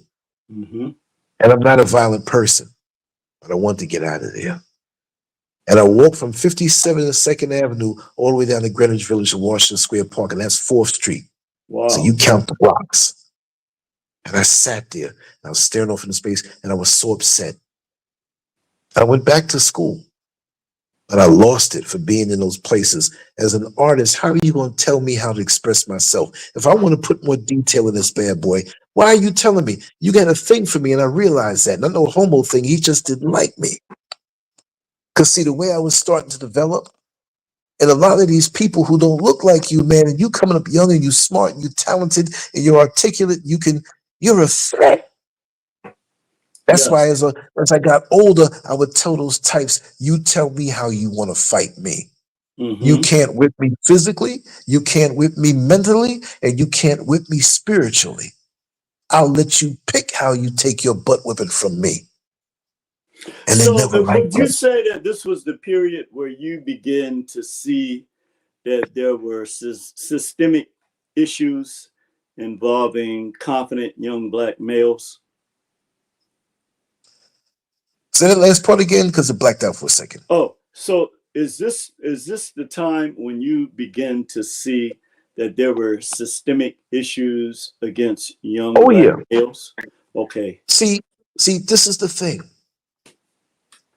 I always make the saying that nobody ever learned how to ride a bike by reading a book. As much as I heard about it growing up, as much as I knew about it, I had a prior experience a couple years earlier with that. But, and I'll tell you about that too. But this was a punch in the face. Because see, there was nobody around me to defend me, protect me, although I didn't need that. I was strong enough on my sapling legs, which by that time I'm 15, 16. So I was strong enough, but it took me by surprise because that wasn't the environment. If it was in the street, no problem. I'm not going to accept it, but I would understand that this is what happens in the street. Not somewhere where you're a student aspiring to master your craft, And I have a few questions in the chat room I will answer, but I'm going to flow right now with this. So I'm going to tell you, I hated school after that. Wow. And I got more into myself. I got more into bodybuilding. I'd go to the boxing gym with friends of mine who are older than me, and we'd spar and do different things. I liked boxing, but I didn't know the right way to get into it. I should have just straight trained and been taught. We went in there sparring. Just walked through the door. We go there and spar, and I got punched in the face, the bloody nose, everything. Everybody laughing at me the same way. I'm like, yo, I'm picking bodybuilding. I'm not going to do this. Right. But at the time, I had some fights in backyards, right? Like Okay. just in backyards, we get the gloves and we did a lot of that. And I was always putting a hurting on people from 15 Okay. years old. They're like, Wow. yo, what kind of man is this? So, Wow. but I remember that bloody nose I caught from that dude who was a good amateur in the gym. And I just got in the bodybuilder, man. And my Okay. father was like, listen, I'm going to support you in what you want to do. But, you know, I want you to be careful with the boxing thing because I know you're good, but I don't want you taking too much blows to the head. So So when I was you at the actually crossroads, tried. So you actually tried boxing. well, I was about to step into it on a larger level because my father took me to, there's a gym, or used to be a gym on the east side, East Harlem, where Hector Camacho trained, right? Okay. 125th Street, but it burned Okay. down a Yeah. little bit after. There was Gil Clancy, Emil Griffith, who Yes. was a welterweight, middleweight champ of the world. Emil And there Griffith. were some other Yes. guys who I couldn't even identify them. But when I went in that gym, I'm like, yo, these guys are good. And Oh yeah. so Emil I Griffith was was. supposed, yeah, my father had me set up to meet these guys. Wow. But they had something that made them late and we had to go. Now, if maybe they got there on time, then who knows what would have happened. But friends of mine who never told me back then that, yo, Lance, man, if you had pursued that with the work ethic that we saw that you eventually had in bodybuilding, which is a different sport altogether, but knowing how fanatical you are and how you will go all out for something, you could have been a great fighter. I'm like, well, I don't want to hear what I could have been. Let me just focus on reality. Don't tell me this now that I'm almost 62 years old. Oh man, you could have been right there with Tyson, and you could have been. I'm not living that way. I don't want to live that way, man. I know I would have transferred and put dedication into it, but who knows what can happen? I'm not going to live like that. I don't need some old dude talking about, well, somebody told me I could have been a great fighter. I don't want to hear that. Of course. Of course. That's why I'm a doer, because I don't want any regrets on what I could have done. There's so much that I have to do. I don't have time to leave this earth right now. That's why, you know what I mean? Yeah. That's what keeps me, when people say, oh man, you young looking, you young. Well, I got too much to do. I'm too busy to get old. I'm getting chronologically older, yes. So those things that happen, and I'm gonna let you take over where you guide me because I know there's so much more that you want to say, and I know you don't have forever. Well, But wait. No. This day I blocked out for you, but this is great that we're getting the actual picture of the young LanceScurv before we go into the next phase. exactly. So let's go back to 1974 and 1975. My Okay. father had a client. Oh God, what's his name? Oh God, Jewish man. I can't. Paul Friedberg. Paul Friedberg. He was the man responsible for all of the structures that were created for the Chinese Olympics eventually. I think it was 2002. I think it was 2002, 2004.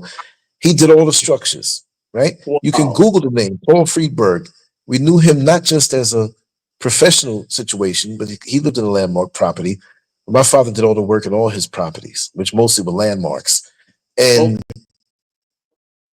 that's who I apprenticed under in 1985 for just a Hmm. little less than a year because it was in my plans to try it out. And he said, Lance, come on over. I got a job for you, man. Because I was interested to go to City College, right? Now, Okay. let's go back now to 74. This is how long my father had relationships with these guys. They had a camp called North Country School Camp Treetops, which was right below the Canadian borderline. Okay. And it was a long drive up there. Now, it was very expensive to be a part of this camp, which was Hmm. 7 weeks, which is an eternity for somebody 11 years old, right? And we grew up middle class, nice neighborhood. We weren't in the inner city, the hood, but I knew the hood, right? Yeah. It Of wasn't course. on one side of the tracks, it was the hood, the other side, it was, so I had friends on both sides. My father taught me life, but there was an opportunity where they got me in to go up there. And it was thousands and thousands, because it wasn't some little camp where you in one little building and you got a backyard. This was miles and miles of land in Yeah, I the think I've seen those Adirondack Mountains. pictures. I think I've seen those pictures of you before with that. Yes, and I gotta find them. Some of these pictures got messed up moving out here with the humidity and the way they were packed. So Okay. there's other people who have things I gotta dig. I'm gonna go and dig and find some things up. But Michael Rockefeller was there, right? Same age as Yeah, me. okay. There was a young man, Brian Bronfman. He's a billionaire now. He's a philanthropist right now. He probably wouldn't remember me. These were mostly white kids, but there was a method to the madness because I saw how they thought, right? And we were out in the woods, right? In the barn that they had up there, which was a couple miles down the road, there were 49 horses. Ain't no little 2 and 3 horses, 49. Wow. Just to show you the amount of money they had. These were money people. They were getting grants to run this thing. The people who went there 20 years older, well, I'm going to donate 3 million to it was an enriching experience for me and so on so, and send my kids there. And you had lean-tos, which were wooden structures that were covered by canvas. They had modern structures there where we would eat our food and kitchens and the infirmary and all that stuff. But the experience was, listen, you sleeping under a mosquito net out in the woods. Now maybe 25 feet over, there's another lean-to and so on and so forth. And there were hundreds of kids, right? This was huge. You had a chance to do different things, different days. In the morning time, they wake us up before daybreak and we all had chores to do. And we rotated them, right? Then we decided what we would do. They had 49 mountains in the Adirondack Mountains that are over a mile high. I hiked 11 of them, and several of them 2 and 3 times that are over a mile high. What a trip, right? Some guys were 49ers that did all 49. I didn't do that, right? I got a chance to rub elbows with these affluent white kids. And I'm not saying white kids like they're better, but they were from a different world that I was from. And while they were talking about stocks and bonds and the parents and there's summer home in Italy, and then we live in have another place in Nova Scotia, and so and so and so. And my father has a trust fund for me in case something happens. And that's the kind of people I was around. But they weren't being cocky, and nor was I intimidated. But I learned and expanded my mind. Right? Yes. I came back, went to school, everything, went back for 75. Halfway in, I'm walking to the barn. It was my week to do barn chores. And it was like about maybe 30 other kids that were going there to do the same thing. I was walking by myself. I was a little late. I'm going to make this quick. There was a white man who was a counselor, and a lot of counselors there, right? Every 4 youngsters who were there had one counselor. He wasn't assigned to me, but he was a strange looking white man with these thick glasses, muscular, named Jim Pugh. And we always called him by his first name. They made us call him by the first name. So he walked up to me and he says, hey, Lance, how you doing? I see you're really athletic, man. You're all over the place. You're enjoying yourself. He tried to endear himself to me real quick. It was a long walk. So he's talking to me. And then he's like, well, have you learned to swim yet? I said, no, but they're giving swimming lessons next week. And they said, well, they give it every day. Kate Waddell, I'll never forget the name, Kate Waddell. Kate Waddell, she'll be giving the lessons every so you can break out and go over there. I encourage you to do that. I said, great, I'll do that. Mind you, I'm 12 years old. So he says, I think you need to work on that more so. I said, why? He said, well, have you ever noticed that basketball players can jump so high and slam dunk the basketball? But you don't see certain people who really get into swimming. You want to know why? Let me tell you a secret. Now, mind you, I'm a 12-year-old boy, man. Black men, Negro men, he said Negroes, colored or whatever he said. He didn't say black, he said colored, right? Negro. Coloreds can jump so high because they have an extra bone in their leg. So they can jump higher than the white players. But when they try to swim, that bone is too heavy and they sink. So you want to make sure they try to learn to swim. And I'm like, wait a second, what are you telling me? Now, see, that's the part that my father taught me about life in New York City and seeing the gritty side. And my mother showed me the culture and me having self-esteem at such a young age. I said, so what now? So since I have an extra bone, that means that I was a smart aleck too. If I kicked you, you wouldn't be able to walk anymore, now would you? He said, you can't tell me that. So I said, why are you telling me that? What if I told everybody what you told me? You don't know who you're messing with. My father would come up here and break your face. And you know what? I'll bring the Nation of Islam. I'll bring the 5% Nation. I'll bring the gangs that's out there. And I'll bring people up here and they won't see you no more. I was mad. Oh I wow. was mad. I knew what they didn't like to hear. I was like, oh, praises due to Allah. I said, you tell me this. Okay, so You know what I'm saying? that's where this all began for you. Yes, that's why I had to tell that story. And then we Oh, didn't okay. call. We wrote to our parents every week. They can call anytime there's an emergency or whatever. Uh-huh. So I said, you know what? I need to get out of here. I don't want to be here no more because I'm gonna hurt somebody. And Kate Waddell, I still went to get lessons. You know, she pushed me in the water. I didn't Wow. drown, but she wanted to put in my head not to swim. That was his Wow. revenge on me. And he didn't get fired. Last thing, take a 60 seconds. Michael Rockefeller, who's not with us anymore, he eventually came out as gay or whatever. I was brushing my teeth and I wasn't in the proper, something was wrong with the plumbing, so I had to go over to their side. I'm brushing my teeth and he sees me, he shoves me out the way. I punched him in the head, knocked him down, punched him in the head again when he was on the ground. And I think this is why the Illuminati has been on my ass all my life. I can say I whipped somebody from the bloodline. I don't care who hears that. But anyway, go ahead, brother. Ask me something. Guide me, Yeah, guide me. it's just great recounting, listening to you recounting your childhood and the things that influenced you, because it helps going into this aspect. Because I'm sure many people know this, but I see you as a social scientist, a scholar in that right, and it's because of the body of work that you have put in uh, for a quarter of a century. But I just wanted to read some of the accolades and the things that you're involved with, and then you can tell us how you got to this point. But we got a pretty good picture now, and those type of experiences when we have as teenagers, they do tend to shape our personalities as we grow older. So Yeah. let's talk about this, and then after each paragraph, we'll let you respond, and so we can really get down to the nuts and bolts of Mr. LanceScurv. Thank you, Uh, brother. LanceScurv has built an underground following in cyberspace with his multiple talents that is nothing short of phenomenal. He accomplished this by using his abilities to tackle the social issues of the day that the mainstream media is deathly afraid to touch.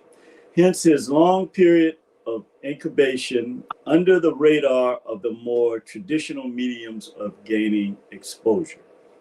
His multiple roles as a podcast talk show host, blogger, editorial cartoonist, and social media activist have struck the psyche of the fans with a pinpoint accuracy and assessment of the social issue pulse, as well as a willingness to constantly remain accessible to those who take the time to sample his work. And last paragraph before we talk about this is that LanceScurv has become for many the go-to mouthpiece of the people, because this is the area of service where he draws his most inspiration and gains his most satisfaction from through his creative areas of expertise.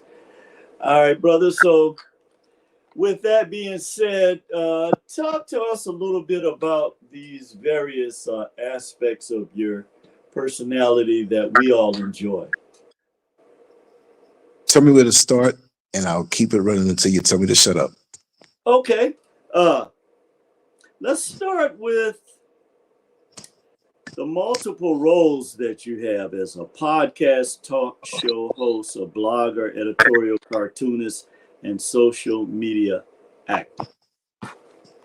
Okay, I was always that dude who was never going to take no smack when it came to racism, coonism, or trying to paint me in a certain light that wasn't true. Mm-hmm. And I didn't care what people thought, but you're not going to paint me a certain way and misrepresent me. So Mm-hmm. most people don't understand me, right? And most people go through a period of not being understood, but I went through that most of my life because I have no fear of being abandoned or not being a part of the crew or not being the part. Look, I can go solo. Mm-hmm. I Mm-hmm. love the support, I love the people, but I got to be true to myself. So I'll say the usual stuff that I would say, but I'll expound on it a little more. Okay. After or as bodybuilding took over my life for a time, because I willingly walked away when I was 22 years old. When I was in Mm-hmm. high school, and when I was from 3 years old, I'm drawing so much. I drew for the yearbook in junior high school 226, and I had a whole 2-page spread where I drew all the teachers that were there. Some of them I didn't like, and I drew them in a certain way. I'm trying to get a hold of that copy. When I got into bodybuilding, I got out of the artwork because you had to physically have your art to show it to different people, and we Okay. didn't have it Right. connected to our culture. So I left it alone, but it burned me There was for no about 20 digital years. marketing at that time. Exactly. So Yeah. how are you going to get the eyes on your work? Yeah. Right?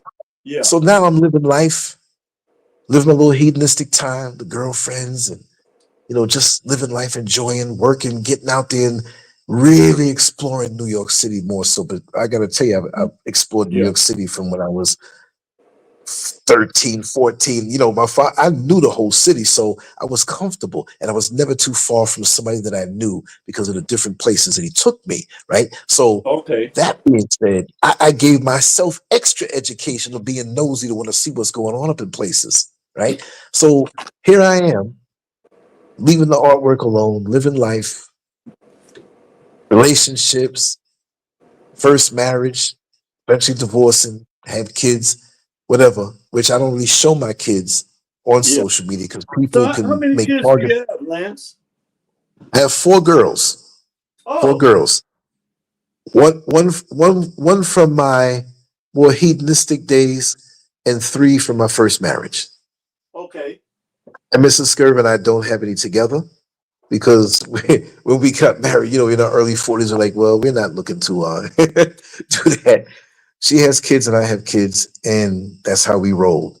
But Okay. yeah, and there's a lot of emotional stuff that went on with that first marriage that really broke my heart.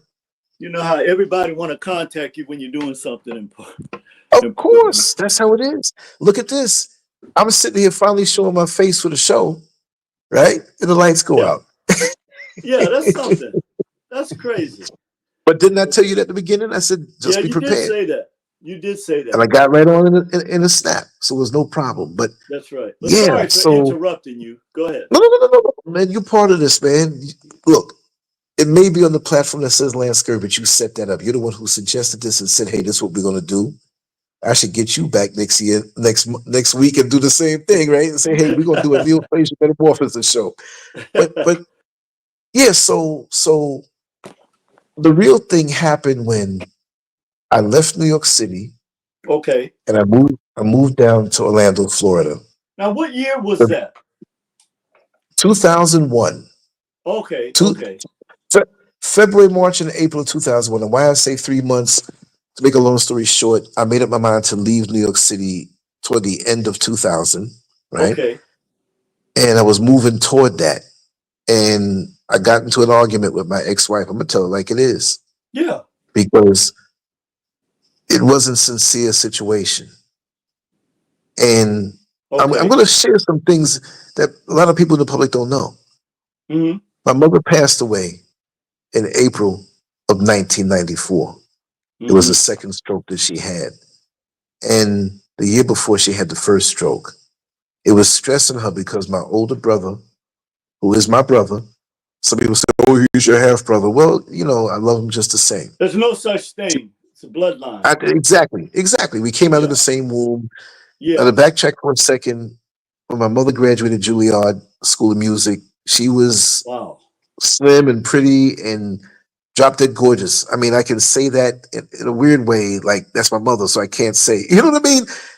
But I Sure. will Of say course. this: if you Google the name Coletta Warren Uh-huh. and put Jet Magazine, that's my mother's cousin. That's the pedigree that Oh. she had with her looks, because Coletta Warren was a top black model back in the day, and she was on the cover of Jet Magazine in the 50s. Oh, I know that All right, name. Coletta Warren, yeah. That's your family. Warren, yes, on my mother's side, the Warren name, Wow. Yeah, yeah, Colette yeah. Warren. Yeah, that's my mother's cousin. She used to call all the time too. And Ah, came to the house, everything. So this is what I'm used to. Now I'm gonna say another footnote. okay. My brother, who is out there on drugs, I've been always open and honest about that. Yeah. His daughter, who is like my little sister, we practically raised her from young when he had his problems and her mother had the problems and stuff like that. But the mother snapped back and did phenomenal. Mm-hmm. She is, I won't say a name. Well, maybe I could say it. I'll say a name. It's no danger. Nicole George Middleton is my niece. Google that name and see what position she holds in the entertainment world. Mm-hmm. Nicole George Middleton. So it Okay. skipped over me, right? It jumped over my generation. So I'm the bus driver, the correction officer, the middle class, dude, whatever, blue collar dude. But the greatness is, yeah, anybody Google that name, Nicole George Middleton. I'm Uncle Lancy. Well, but you but know, but it's something interesting about what you just said, Lance. And I had this conversation with a person a couple of weeks ago that in our society, we're taught that men who do manly jobs that's not attached to academia are Mhm. somehow inferior in some way. You see what I'm saying? Right. But No, this and I was done know by design. This, exactly, and I know different. I mean, I say it that way, and yeah, I really say it that way in a way to humanize myself, where people don't think that yes, I think I'm souped up on myself. yeah, You see, yeah, and see, we as a people who have been tainted in our minds to think lowly of ourselves. right. It's with the crab in the barrel thing. Even before you even get to the goal, if you have the audacity to think that you can make something of yourself, here they come trying to Yeah, work on your mind. yeah. See, so I'm used to that, and I know how to deal with that. So I can be very self-effacing, meaning that I can laugh at myself and nobody bother me. It doesn't bother me. I can put myself up as being the joke, so I disarm you before you come and try to put me down. It's like George Foreman who says, "Well, if I don't hit him with a right or a left, I'm a belly bump him, and I know I get the knockout." You see what I mean? Oh, yeah. He's Joe can making tell them you about that. exactly. So, Yeah. so for me, I have all the confidence in the world. I Mhm. can do anything that I put my mind to. Look, I'm not Absolutely. going to apologize for feeling that way.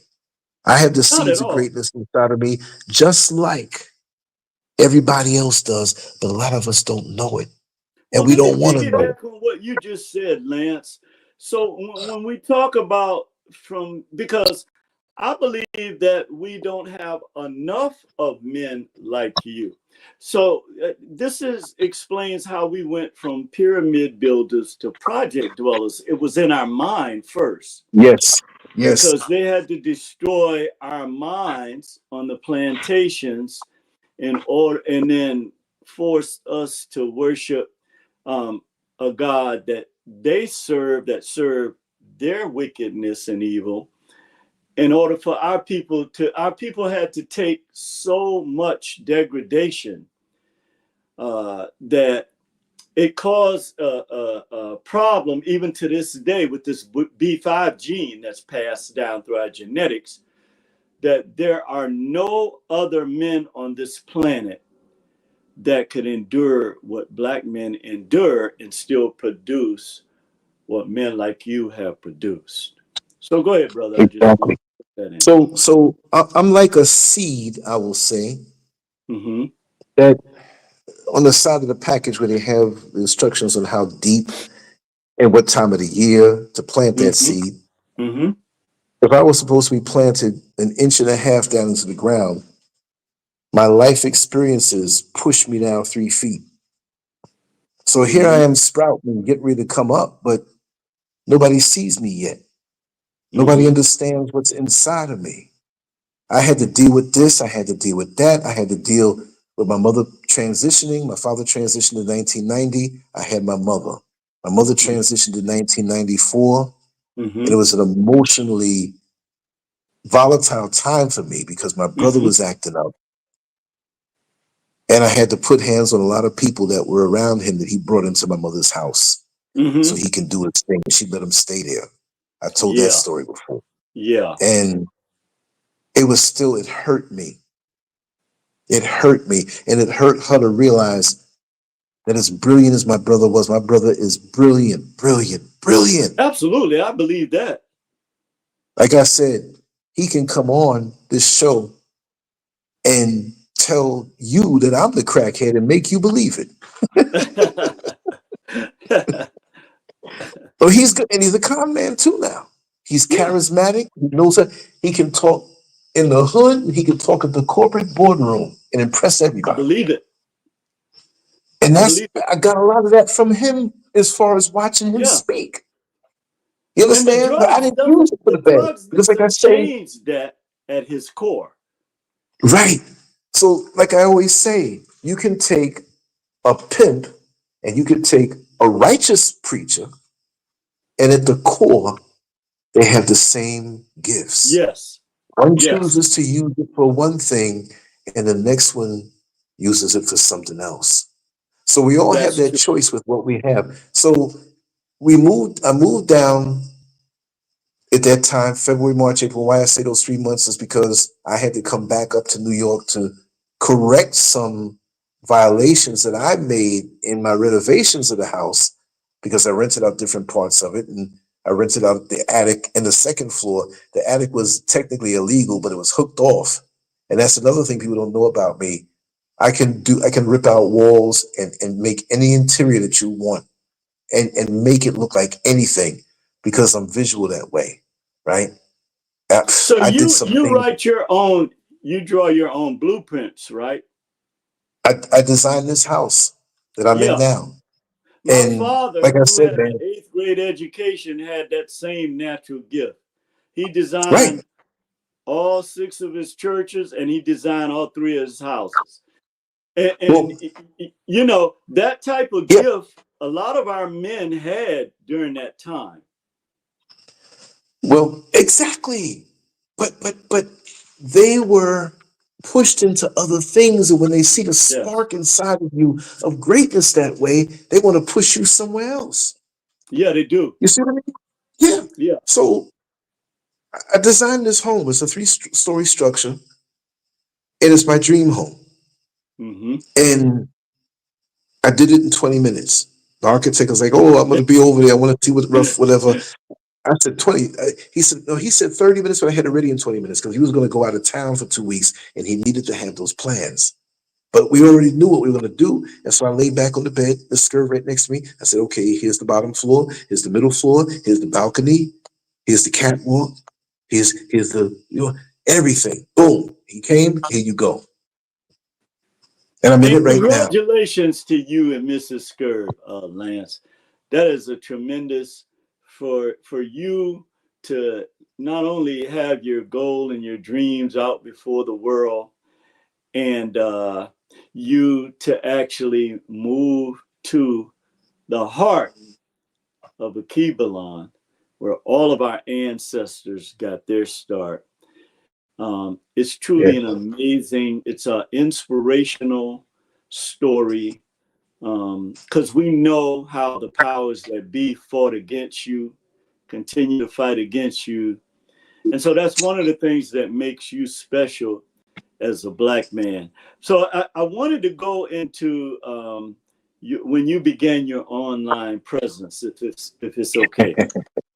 Yeah, sure. So It it once I sold the house April 5th, two okay. 2001, and moved down to Florida and got into corrections after doing a security guard job for a couple weeks and then moving into that.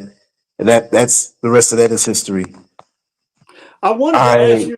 I wanted to ask Yeah, you though sure. specifically, your when you began your online presence on Hmm. AOL and later Black Planet, where you Hmm. shared your hard hitting sketches with anyone who cared to sample them. Soon found yourself inundated with hundreds of email messages from across the globe inquiring about the motivation and thoughts behind the work. What actually were you going through during that time when you got this type of response from people all over the world? Well, I didn't expect it. When Okay. I got into corrections, they stuck me as always when you're a rookie, they stick you on the night shift. But with my Mm-hmm. life experience, I had no problem even in training, right? Mm-hmm. I'm there at night, inmates are sleeping, some of them are up. My other coworkers, half of them are sleeping too. They were cool with the supervisor, so they slept. And my mind was racing. I'm in a new place, I'm in a new state. I'm in Florida, which is still down south. We tend to not look at Florida like it's down south. It's like, oh, Right. palm Right. trees. What? That's down south, y'all. Oh yeah, it's So like Georgia. Yeah. Yeah. Same thing. exactly. Yeah. So at nighttime, I remember this other officer. He fell asleep with his mouth open, Mm-hmm. and I grabbed a paper bag and I started sketching. And meanwhile, I haven't sketched in years. I haven't put pen to paper in that part, using my brain in that capacity. I haven't done that in years. You And see, I I got my sketched it. popcorn for you. Right. So I sketched a picture and left it at the post. I didn't tell anybody about it. I stuck it in the book where we had to log in our checks. Mm-hmm. And so I didn't know, but the next shift came in and they were cracking up. They circulated that sketch all over the place, but they didn't know who drew it. They thought an inmate drew it. And again, I Oh, hate to okay. use that name on our brothers, but just for the sake of the story. Some of So, those inmates have a lot of talent. oh my God, tell me about it. Tell Uh-huh. me about it. I Mm-hmm. met a lot of interesting guys, man. I learned a lot from them also. Mm-hmm. And I had conversations that were talk show ready. Mm-hmm. If you only knew, that groomed me for this. So I'm Mm-hmm. sketching these pictures, and they found out that I did that, and I started sketching other offices and drawing them in detail in the style that I have. And a Mm-hmm. lot of them were like, "Wow!" They would have me draw people, and supervisors in different buildings were calling me to go and sneak sketch somebody or whatever, make a caricature of them or whatever. And it was an instant hit. It was like I got more props working in the jail doing that. Even the guys who were locked away, like, "Yo, do this for my grandmother, man. Draw this on the envelope." And I did. I was Right. doing so everybody loved me that way at that particular time. So now I'm starting to upload some of the illustrations, not the stuff I did in the jail. I did it in the jail, but I would go home and upload it. And I took out an AOL homepage, which was free. Okay. Um, what do they call it? Was it homepage or MySpace? hometown? Or, yeah, it was Was some that kind of during the page time that had that. MySpace was out? Say it again. Oh, Was that during the time? MySpace didn't come out yet. Oh, MySpace okay. didn't come out yet. Yeah, Okay. so now I'm uploading things and I'm doing what I feel, right? I Uh-huh. saw the injustices and things that I always had that in me, but I'm like, wow, this is different for me now because when I used to draw back in the 70s, superheroes and all of this stuff, and just friends or whatever, now I can upload this and look at the responses I'm getting from all over the world. See, the Mm. internet was a different place then. If I had a choice, I'd rather it go back to that type of flavor that it had. There was no censorship that way Oh, to a okay. No great level, censorship. I was right? going to ask you, how was Oh, it different? well, there was, and I found out the hard way, right? But Uh-huh. it wasn't like it is today. Today, you ain't getting away with nothing. I drew a picture of a black man being hung but it was an American flag that was folded up into a noose. And in the American flag, I spoke about in the stripes, and there was a tight knot, and it was hanging all the things that we have to go through as Black people in this country. And I put that up. There are Okay. pictures that I have to dig deep to find on different platforms and bring them back out again and put them on the site.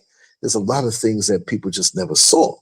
So I'm sketching these pictures and I'm putting them up on AOL. And then now I'm getting these responses and people from all over the country, then eventually all over the world. And then I'm starting to get people back in that day who wanted to do interviews with me. And I'm like, you want to do an interview with me? Like, what can I tell you? I mean, I wasn't into just like, oh, I am this person, and yes, I have a lot to say. I spoke through the artwork. And I used to try to answer back all of these emails because I said, you know what? I made up my mind when I got online. I said, I know this is going to be a journey, but wherever I go in this journey, I'm going to be me. If I'm pissed off at the moment, I'm going to be me. If I'm shedding a tear at the moment, I'm going to be me. I'm not going to hide myself. I'm not going to be a fake person. Even back in those days, you had people who tried to portray with this fake persona. So that being said, I got all these emails and I'm answering them back one at a time. I'm like, I can't keep up. It got to a point I was getting like, because see, remember, now you're not going to make a splash as much because there's so much out there. But back then, to do something so unique and put your name on it, right? And I got some more tidbits to tell you, but that was explosive. So I'm befriending these people and talking to them. And I'm also on AOL in the chat rooms and I'm sending it to all these random people, spamming them too. Now I did that too. Hey man, you sent me this picture 10 times already. I'm sick of you. They became good friends later on, right? So I'm getting these interviews, and I always made sure to make the interview. And I love interviews. I love hearing and listening to people speak what they went through, and I love that from back in the '70s when you had David Susskind and what's the other guy's name? The white guy, Tom Snyder. And of course, you had Donahue. And of course, you had Gil Noble, Tony Brown. But anybody interviewing anybody, I love interviews. I never knew I was going to be doing them. So you had these systems where you had to call, we're going to be interviewing LanceScurv, call this number and put in this code. You had to put this long number in, longer than your social security number. And then now you had to put another number in, and we all tied up by the phone. And I'm going to find those MP3s, but I gave such great interviews because I think it should be exciting. It should be informative. It should be entertaining. It should be exciting. You should come with energy, and you should share something that you never shared before on every different interview. So after a while, people are like, "Man, you need to do your own talk show." I'm like, "What?" I was new to the internet. I didn't know everything. I said, "I can't walk down to NBC and say you better give me a talk show. They'll lock me up." So they told me about Blog Talk Radio eventually, and I got into the writing to offset the questions that would come on the things that I drew, and it worked. Unless it was something really specific and unique. So when I would get these interviews going on, I would explain stuff there. And then when I realized you can upload stuff much later on and do your own talk show, like on Blog Talk Radio, which I took the MP3 from there and I would upload it to YouTube before YouTube streamed. And that's how I got ground on YouTube, right? So I was eventually on Black Planet. There's a brother who called me. And like I said, I was talking about this story earlier to someone. And basically the guy said, "Hey man, who are you?" And I'm like, "You calling me, man? Who are you?" He said, oh, I'm brother so-and-so from Black Planet, man. He had this position at Black Planet, right? And Black Planet was dope back then, man. Now it's a cheap, shallow booty call site. Don't even go there. I even took my page down off of there. Oh man, it's disgusting what Black Planet has become. And you have any platform you have, you're gonna have the romantic enthusiasts, so to say, who are looking for experiences. But Black Planet was 85% Black people who had a certain state of mind, culture, intelligence, talent, sharing it. It was so powerful. And I came in on that. and blew up. I had 352,000 followers on Black Planet. And after a Mhm. while, I got the call from that guy, right? He wanted to know who I was. I said, well, he said, the algorithms over here going crazy, man. What are you, Mhm. we see that you're drawing and you're writing. There was no video back then. And eventually when video came through at YouTube, he told me, he said, listen, I got the inside scoop on Black Planet back in that day. He said, listen, the only person popular, the only two people more popular than you were Barack Obama, this was around 2008, and Lil Wayne. I was like, wow. Wow. And I wasn't some famous dude. Yeah. So he always kept in contact with me. And like I said, he showed me a lot about social media at the time. Back in that day, I connected with Boyce Watkins. You know, Okay. people have their feelings on him now and everything like that. But, you know, this I was get back in emails from 2000. him. Yeah. Oh, let me tell you something. I had a direct email relationship where he would use my Okay. art and upload it because one day I was drawing a picture and I saw him on Fox News, 2007, 2008. And he was speaking about the Black Negro League and Right. they were knocking Barry Bonds about steroids and, you know, Yeah. maybe When he's all using of them steroids do and it. has this unfair advantage. And one thing he said, well, isn't it an unfair advantage that blacks couldn't play in the major leagues and they were better than the white players? There So you I go. drew a picture and it's up on LanceScurv.com on the art part. And I drew a picture symbolically honoring those in the Negro League and spoke about Barry Bonds and stuff. And so I sent it to him. I reached out to him. I said, hey, you inspired this picture. He's like, oh, this is great. Can I use this? I said, fine, use it. He said, listen, I can't pay you. I said, I'm not looking for the pay, man. Just let them know who and where I am, where to find me.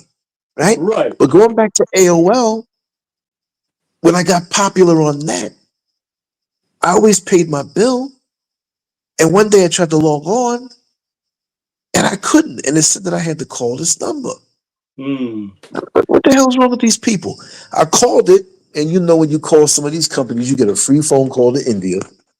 So this Mm-hmm. lady's telling me, we don't do business with you no more. We cannot do business. I said, wait a second. What you mean I can't do business with you? Well, the content with you. I said, wait a second. Where Oh, am I calling? I said, is this America? No, no. I had to press her for that too. I said, get me wow. somebody I can talk to that has some power making decisions. She hung up on me. I called Wow. back again. It was the same thing. I was like, you know what? They don't like my content. But it Right. was nothing rude. It was nothing nude. It was just some truthful stuff that they didn't like. Right. You see? So that's when I decided, I said, you know what? I'm gonna get my own website. And that's why I got the site called Scurv Originals. And my friend who worked in corrections with me, he came up with the name with me. We brainstormed all night because it was mostly about art, original art. Okay. So Okay. originals at the end had a Z on the end instead of an S. A lot of folks don't know that. And I called it Scurv Originals, right? And we made up little sayings with Scurv, you know, still can't understand racism and violence. Style created from an urban radical voice. You know, we were into this, right? And so I have a heavy footprint with my name online that the powers that be have since tried to erase bad. Oh And yeah. I will say it and I can prove it from 2005. Them boys were watching me because of the things that I wrote and the things that I drew. You That's see? obvious. Oh, what? And I've had people who, and I have to say it for the record, Department of Defense, young lady who works there, and I've told this story a million times. I'm gonna say it quick. Mm-hmm. She was going for a higher position, and you know you have to go through the whole thing like as if they didn't know you. And the second Mm-hmm. question they asked her in the interview, and she was already there for 20 years, right? Who is this radical guy that you follow on social media? And she wasn't playing dumb. She was just like, who are you talking about? I follow a lot of people. You talk to him over the phone and you support him. Now, see how they know that she talked to me over the Oh phone? yeah. Of And they course. said out their name LanceScurv. She got the position, but she called me through another friend's phone to keep it on a low and let me know, like, Lance, they really watching you. And I knew that from before that anyway. A girl from Texas who had some connections with different government, because of the people who come through your platform, the way you talk. Mm-hmm. Because see, some of them old talk shows from 2014, 15, 16, 17, we talked. And they would Mm-hmm. never allow us to say the things that we said. Right? So Mm-hmm. that let me know to be independent. And it gave me more fire because I'm like, yo, you ain't gonna stop me. So even though when I started working for the bus company, you understand? See, when I was in corrections, they would watch me also. The Mm-hmm. higher ups in corrections were part of the Klan and white supremacist groups, even though Mm-hmm. most of the officers were black. Mm-hmm. Most of them were black. I Half of believe them it. were cool. And when they Oh, that's what discovered, them coons. Yeah, I believe yeah, it. they discovered what I did online. Yeah. I got tipped off, like little Lance, they watching you from the top, man. They don't like what you do. It was a white boy who told me that. Uh-huh. And this white boy was stuck with me to the end because they fired me out of corrections for handing extra food to an inmate, which is the normal practice when you have extra trays. Who cleans that day room? You can get an extra tray of food. You That's all know you what? can find on me. I wanna comment on that too, with Yeah, the experience I yeah. had too. Because you're absolutely right. When I was working as a night manager for Roy Rogers in Baltimore, uh they fired me because I would hand at the end of the shift, I would hand out, the people that came to the window, like a lot of them were Right. homeless, so whatever the situation, And you was I gonna would throw give that them food away food. anyway, so why not give it to them? Yeah, but they want you to weigh the food and put it in a special column so that they can get credit for it. And Oh, actually, yeah, they fired me. There was a white. She was a assistant manager too. She ratted me out, and they fired me over that. wow. Yeah. Wow. Yeah, so what it was too, because at the time in 2005, there was no YouTube just came out. Uh huh. But because of my writing, because of me sharing my experiences, and because I never got into any problems with anybody who was an inmate, they all loved me. I don't look, even the tattooed, faced up white supremacists, I'm not gonna say they love me, but they gave me a respect because I treated everybody with respect and I did my job, but I Mm-hmm. wasn't walking in there with no damn fear either. Mm-hmm. And I would find a common denominator with everybody that damn near everybody had my back in there. They let me know things. They let me know the officers would talk behind my back when I wasn't there. They let me know everything, right? So I spoke my mind on my website, Scurv Originals, Mm-hmm. although I was a officer that people loved. You understand? I did a tremendous amount of overtime. I did so much work there, Mm-hmm. right? I had great relationships with other supervisors who were there, but because the axe was coming down on my head because of what I put out there to the world that these people didn't like, these little hicks, they were going to come at me.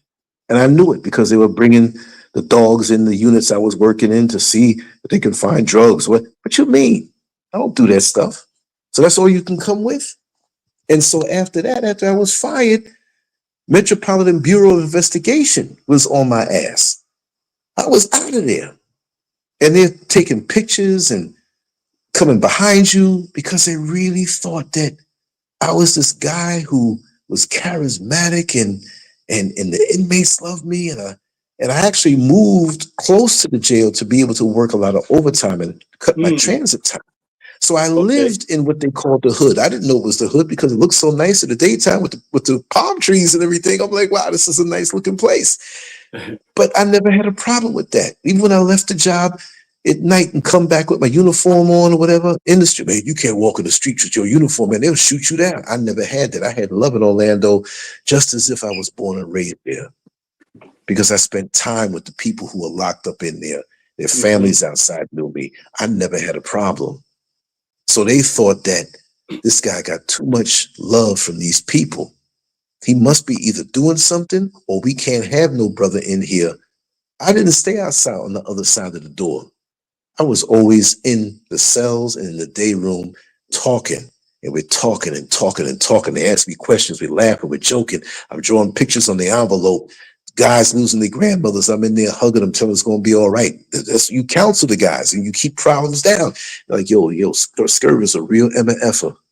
So anytime I did overtime in the area I didn't know really that well, there was always somebody there and it always clapped their hands. Yo, Scurv's working. And it wasn't because I'm bending Right. and giving them breaks. I turned my head to a few little things.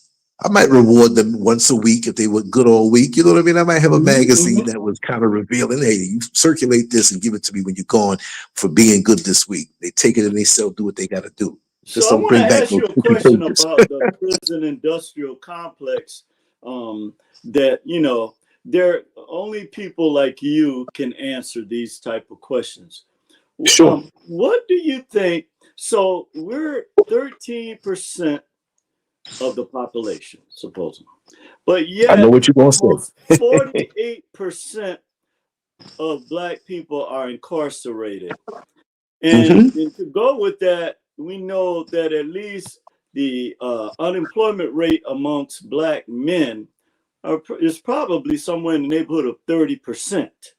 Exactly. From your experience in that prison industrial complex, what do you say contributes to this, even to this day?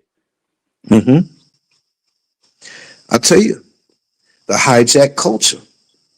The hijack culture on music, the movies, Yeah. all of that. Yeah. It's weaponized against us and glamorized for the general public. And for Glamorized. those of us who may not have a strong base, no diss to the mothers. The mothers are doing a great job. Those who have to raise their children without a father. But we need the father. Look, I can say, listen, for the next 6 months, I want you to eat spaghetti. And you'll survive, but you won't thrive because you need much more nutrients than what is in spaghetti. It's food, but after a while, you'll get sick of it because it's not giving you what you want. So the systemic breakdown of the Black family, like a controlled demolition, the hijacking of the culture was the final blow because now we'll continue it on, looking at all women like they're playthings. Yes, all women have some beautiful shapes. Don't come to Africa if you don't want to see that. But what I'm saying is that there's nothing wrong with that, the attraction between a male and female, but it's pushed out of control because Black men usually are so frustrated when they don't have the spiritual nutrients and the mental nutrients that they need to see the woman the right way. So now they have the same desires as any other man. They want to go out and have stuff to be able to take care of that woman, right? They may not even say that, but they're a man too. They got dreams too. They see the billboards in the hood of the shiny cars with the sexy woman next to it. So now we're going to go out and get this money. We're going to rob. We're going to do whatever. They turn on natural desires against us and it's engineered and turn around and call us criminals where they make money off of us being incarcerated. Well, perfect example of what's going on now with you know who.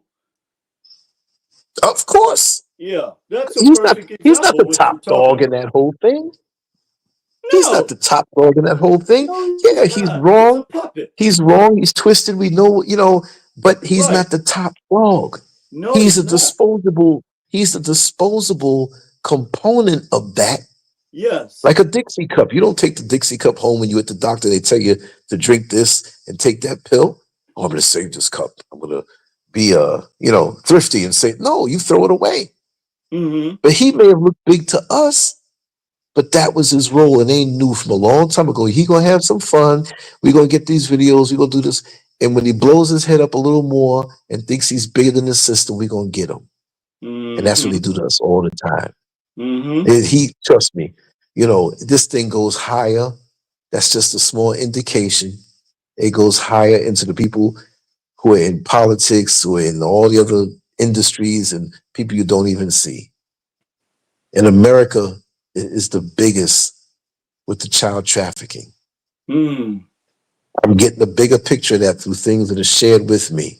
I don't know everything, but people will throw me an anonymous something, anonymous email, anonymous text. Don't ask me who I am. I'm telling you this, Lance. Just remember this. You don't have to believe me. Just put this on the shelf. So that's one piece of the puzzle that I might have gotten 3 years ago. Another one I got 17 years ago. One I got 2 weeks ago. And I'm like, oh man, I see this now. And it takes time. Sometimes you can't see it.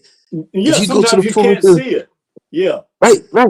You go in the forest and you put your nose on a tree and somebody says, man, there's about 800 trees out here. You're like, I can't see it. You're too close to the one tree. You got Mm-hmm. to pull back to see and understand what's around you. And so me getting into this has opened up portals to different worlds where people trust me enough to come and say things to me. And there have been times when messages have been sent to me letting me know I can go so much higher, right? And you Mm-hmm. know what that is? That's them people trying to compromise you. Mm-hmm. This is why I know there are many people on social media who are just there for the buck, just Mm-hmm. there for the status. And the majority, I won't say 99%, I won't say 51%, but I know it's the majority. They are not sincere. They are not sincere. I came up in a day when there was no reward for what I did. Mm-hmm. And I just happened to last long enough until now. And now people think I'm making all this money. They took the channel down. They hijacked So it why through do my I was just computer. getting ready to ask you this? Why Yeah. do you? I mean, this is obvious, but what are your Yeah. thoughts about why they brought your channel down? Well, first of all, I had longevity. Mm-hmm. Second of all, I have a name that they can't take away. Right. Third of all, I think they thought that they would discourage me. I was back to making videos at night and the Yeah. next day, right? They didn't stop me. Yeah. I can salvage a lot because I also streamed a lot of the old shows on Facebook, on Mm-hmm. Twitter. Mm-hmm. Where else? Where else? There's a couple of other video platforms, not all of them. So, Mm-hmm. but now on SoundCloud, I have audios from 2014, 15, 16, 17. So you ain't really hurt me, except the visual aspects. There are people that Mm-hmm. Mm-hmm. have transitioned that I've interviewed that we won't see their face no more because I interviewed them and they didn't get it anywhere else. That's what hurts me. But Yeah. right, 85% of my work, I got to take time. There's a program I just found that can help me do this like faster because to manually download and upload and do this and do that, man, almost 6,000 videos, that would take a lot. Okay. But it's going to happen, Yeah. right? It's going to happen. So they thought that I can be crushed Mm-hmm. and I was never compromised. Mm-hmm. Sometimes I'm over the top. We get Very comedic, important. we get adult, and they see that I couldn't be compromised. Mm-hmm. And I know other guys out there, and I won't say any names. There are people who are I very do popular too. now and look very respectable. They Mm-hmm. look very respectable. They're writing books with AI and they look very respectable. And they made a deal with them people. Not because I'm not mad because of anybody's surface success. It's not success, it's compromise. Because back in the Yeah. days, some of these people who were calling women hairy-hatted hoes, black breeding bitchs for Mm-hmm. years. One week you disappear, you take away all your videos, and then you come back now talking about politics and black empowerment because it's a hustle for you. And you are willing to compromise because see, when them people give you the order with your newfound popularity that's been around for a few years to deceive the people, you got to do it. When you get that phone call from them people that gave it to you, you're going to have to do what they say Yeah. because there's no way that you put in a minuscule amount of the work. And I'm not bitter, but none of these people, I'm going to say it, I don't care who don't like it, none of them single-handedly put the work in that I have over the last quarter century. That's a fact. Yeah. And that's not bragging. That's a This fact. is, I'm being, No, see, that look, is a fact. when you go to a job, you have a resume. It's what you have done as far as your work record and your career history. Is it bragging if it's accomplished? No. You have to be able to state. You don't have to go to apologetic. I know what I did. And taking it away does not remove the mark that I've left on people's hearts. That's right. Not even just What I me, want to but say about that, brother, they have a history going back thousands of years when Alexander plundered the institutions in Egypt in Mhm. 332 BC, all the way up to now, where they're doing it in a different way, of course, because of the technology, but the end Right, result is the same. They're right, destroying your body of work or trying to but they can't completely, because I think I heard you say this. They didn't realize that, okay, you can attack on one end, but the other end, you can't really wipe out a digital blueprint. Exactly. They can hide Yeah. it for a while, but the imprint is there. Yeah. But I've Yeah. learned from this, and I'm even more fierce now, right? With the knowledge of the digital world and what they plan on doing in the future, because they're Mm-hmm. going to take all our stuff down. They don't Yeah. not want us to talk. You hear Kamala Harris speaking about, oh, social media needs to be curtailed, and Hillary Yeah. Clinton I've saying heard the that. same thing, because it's a double-edged sword that we expose them. They're Uh-huh. dirt, and it came back to haunt them. Yeah. Plus, they're going to be using social media to hurt you in a way, if you do have what they call a radical voice, to hurt you in your finances. They're already doing that in China. Yeah. So it's a matter of control. So the good old days of the internet are gone. What you think you have now, it's this is it. Who knows, a year or two or whatever, but this is it. They're not going to allow this free speech to go on. They want I free speech agree. to be taken down anyway, right? Yeah. And I will say, and I will also say, because right now, you know it, and I haven't put it out there to the world, but there's something really phenomenal going on for me in my Mm-hmm. life here in Ghana soon. Mm-hmm. And I don't want to, I'm not going to touch Ghanaian politics because I'm not scared, but I'm new here.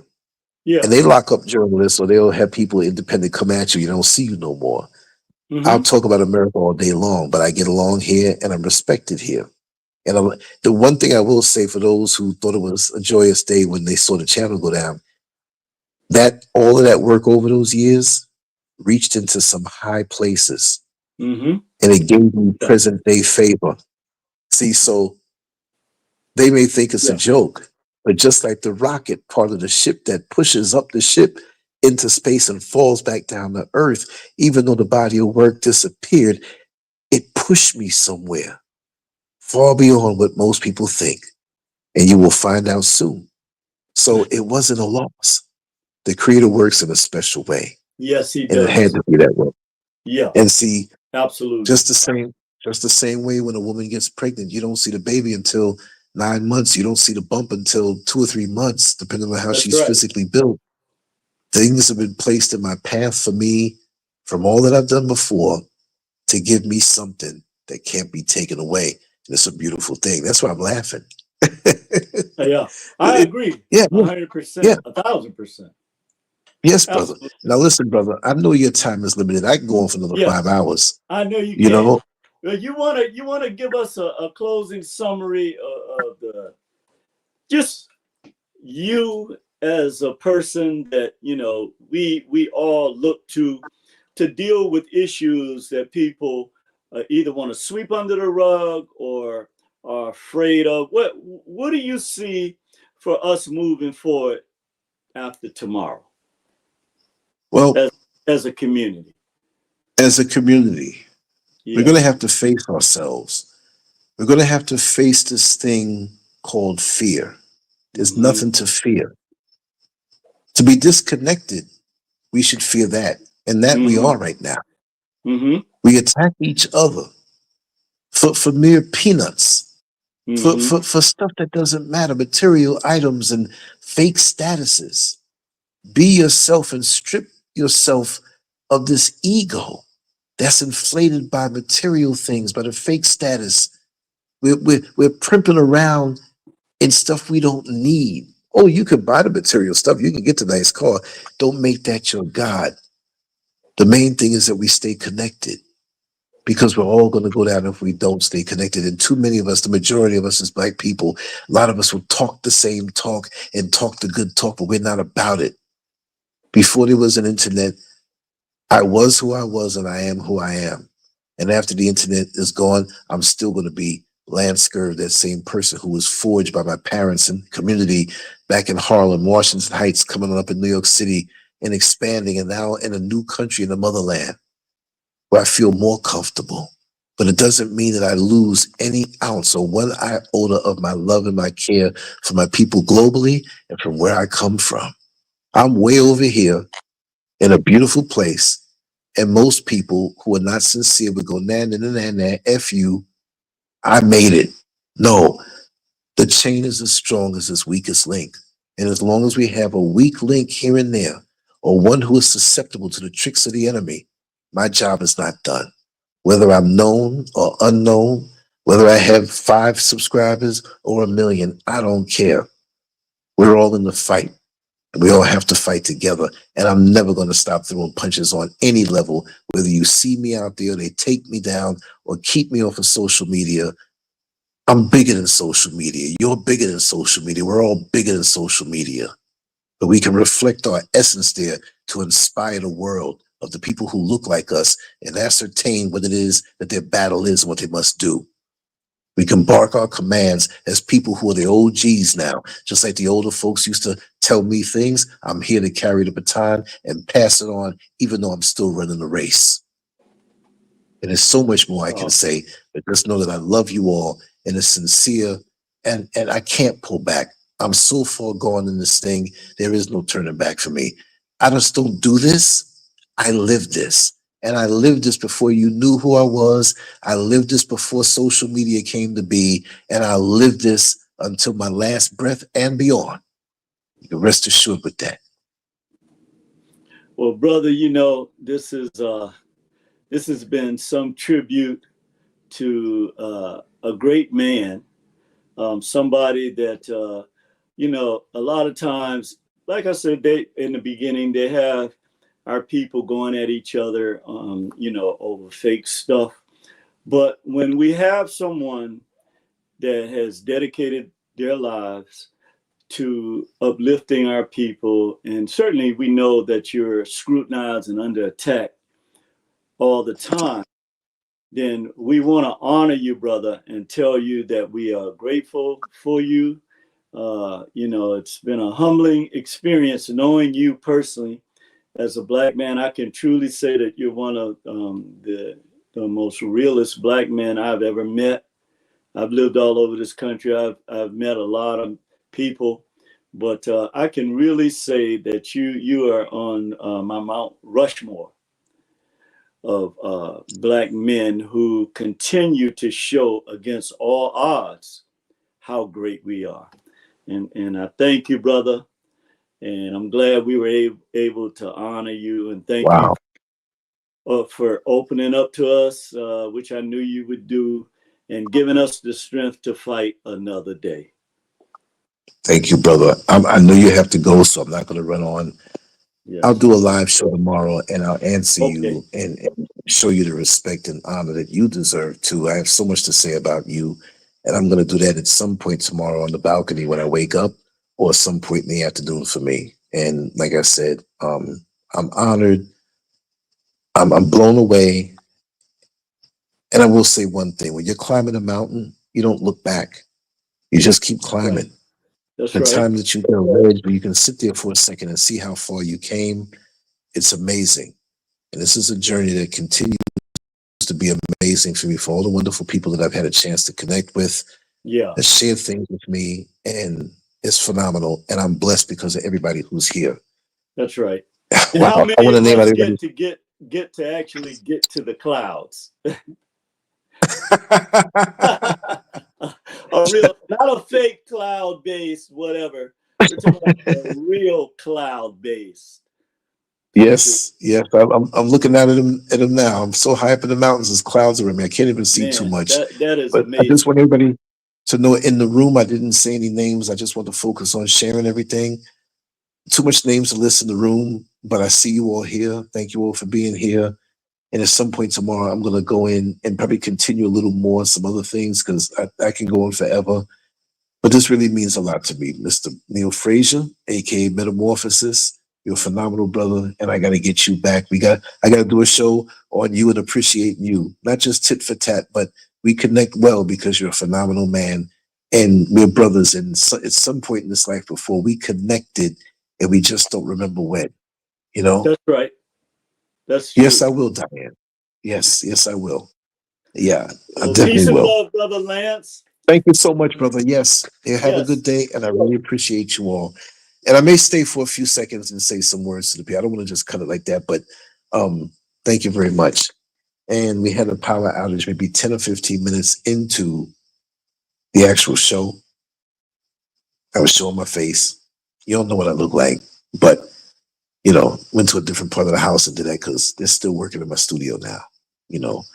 And voice is a little sore, but I'm good. We'll be talking tomorrow. And like I said, this is sometimes when you're the person who is in the background and creating and silent, there's a lot of quiet and silence producing these shows and pondering what to say and thinking about what to write. So, when I'm in front of the camera and somebody is giving me love and props like that, it's not difficult, but I'm not that ego guy. I'm very confident, but I'm not like looking for that. And I just love doing what I do. And I appreciate those who enjoy. And there's so many wonderful people on social media that I enjoy, that I'll give props to. But I just want to thank you all for being here with me. And I'm going to tackle a lot of things, but I will be speaking about the elections. I will be speaking about all of this stuff that affects us. And for the last couple of days, I haven't been speaking on it because there's a particular reason why I had to lay low. And one day you will understand completely why, but I will speak on it to a point.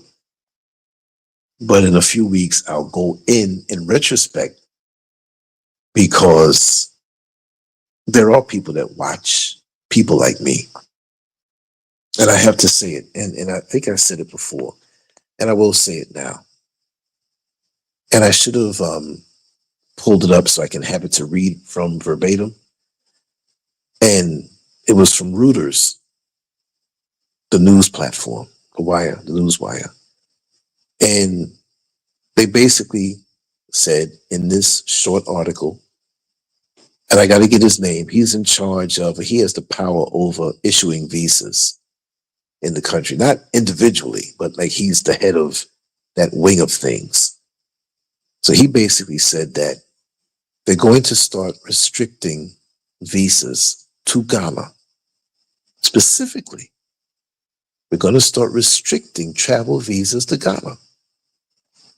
And so I was like, wow, why is this white man saying this? Why is he restricting visas to Ghana? And he said, not the exact quote, but pretty much to the effect of, this is not about anybody in the Ghanaian government. This is not about the Ghanaian people. But we feel that we need to restrict visas on anyone who will interfere with the democracy of Ghana. I was like, wow, let me break this down. There's something wrong here. Is it Caucasians who are moving en masse to Ghana? No. People from all over the world. We have Turkish people. We have people from Dubai, people from Lebanon, UK, people from India. But who are the vast majority of those moving here from America? Black people. So how can Black people interfere with the democracy of Ghana? Well, Ghana and America have their relationship. And of course, Ghana's in favor of America, in a sense. But America has their eyes on Ghana and the resources. So they don't want somebody like yours truly coming over here in even a small way and maybe, just maybe, not being censored over here the way I'm censored in America. Because one interesting side note that I wanted to share, there's so much. The more I spoke, the more, because a lot of things I just never told. But at one point, it was in 2010, I was because of two editors at News One. News One is still around. They elected me to be one of the political illustrators where they would showcase my work. And for a few weeks, it went on like that. And I was drawing some, and I had to be safe in what I drew. I couldn't go all the way out the way I do on my website, but I had to do some things that hinted at things but couldn't come all out. So after a few weeks of that, that was shut down. The comment section on those particular pages of the website were blown up. I didn't know that I had such a following. But keeping up with this video stuff, and it pulled me away from that. But as soon as everything is done here, which the light that's at the end of the tunnel is right in our face now, I can focus on that in a way where they cannot censor an image. Or they can try to shoot it down, but they can't stop people from emailing it to each other. And I'm coming hardcore for the times that we're in. So with my experience, it doesn't bother me. It's like Muhammad Ali when he was in exile and wasn't allowed to fight. He's like, when I come back, I got this. I know what I'm doing. I'm experienced with this. And it's going to be even worse when I come full throttle. And I've been waiting for this time for a long time. And I can't wait. I really can't wait. This is not a battle. This is a war. And sometimes in war, you might almost lose or even lose a battle. That's not stopping me. I'm locked in. They don't understand my pedigree, how I was raised up. I wasn't created to lose. And what other people may think is a loss is only a temporary setback, because I am a terminator. I will not stop. They'll never get that out of me. They'll never get compromised out of me. That's why they leave me alone now. Coming with their orders and their suggestions. It was heavy after I was on Dr. Drew when the Cosmos situation happened. They came at me left and right. Well, if this goes along fine and you answer in a way that the producers see that we have a potential that we can bring you back on whenever issues of this sort come on, because we're impressed. We thought you had a staff of 15 people. I said, no, it's just me and my wife and the people who support me. And we're not just talking money. We're talking about those emails and those messages of things that are happening, those insights and industries that I could never get those type of information from in the news, and people who tip me off on stuff. Look, I don't always say everything I know, because there's a trust that I've earned over the years. I don't blow people up. Well, what so-and-so told me, so-and-so, just to get hits? No. I will say that so many of us out here are so blinded. You don't even know what's going on. That's why I said in the show, what are they spraying in the air over there? We're so far behind in knowing what's around us. I'm not seeing anybody here. You're on point. Not just because you're here with me, but I learned from you all. Don't mean to sound the way, man. You people. No. But my sisters and brothers here, this is not just a show thing. Because whenever I get so busy and I have to take care of things in real life here, phone calls are still coming in, the information is still flowing. And I share it with different people. Not putting people's name in it. I always ask, can I share this? But other people who are about it in the underground railroad of information before this thing is shut down, because they see how we're using it. And that's basically it. Does anybody have any questions? Anybody, before I shut everything down? I'm gonna go get a sip of my iced tea. But just let me know if there's anything that you'd like me to cover, any question that you want to say. And yes, Diane, I will be doing some drawings straight up my head. I do that. And I use references. I use AI for certain banners and stuff. That's obvious, but that's not my artwork. That's just to really have an expedited image because it takes a little time when you draw. But putting pen to paper, what? That's my thing. That's my thing. That's my first love. That came out the womb doing that.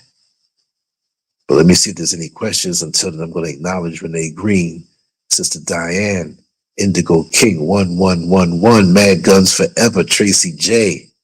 Yes, let me scroll on up. I was running my mouth so much I didn't have a chance to acknowledge Sister Gifty Sine. Welcome on in, Miss T Versation.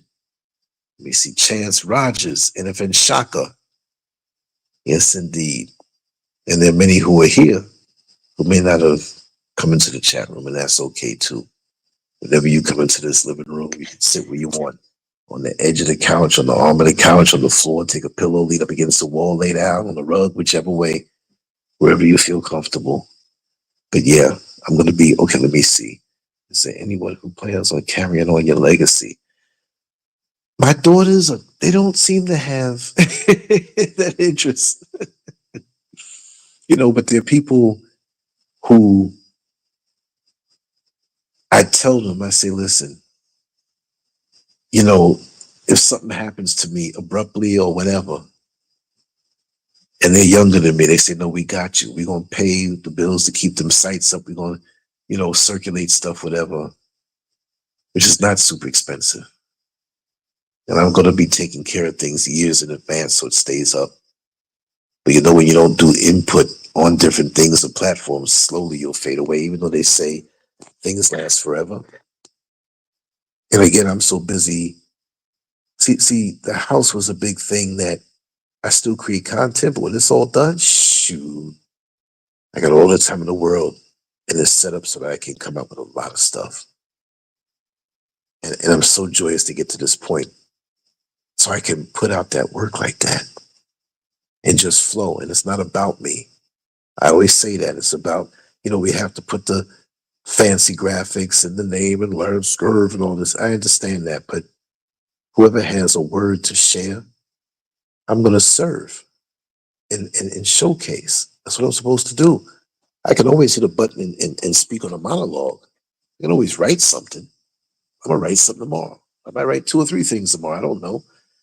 Just keep throwing punches. Every blow is not a knockout blow, but you just keep throwing. You keep throwing like a truck driver. 18-wheeler. Keep the wheels turning. Keep the wheels turning. You're not making money when you're sitting still. It's not about the money, but I'm not affecting the world around me if I'm sitting still. Sometimes you have to incubate and get everything right.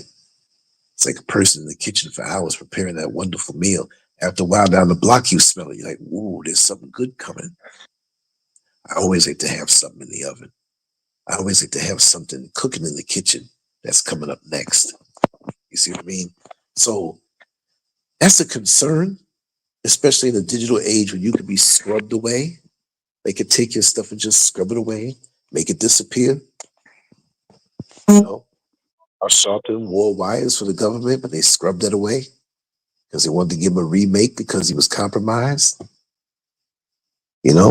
I'm not saying compromised where he didn't like it. He's compromised because he's working with them people.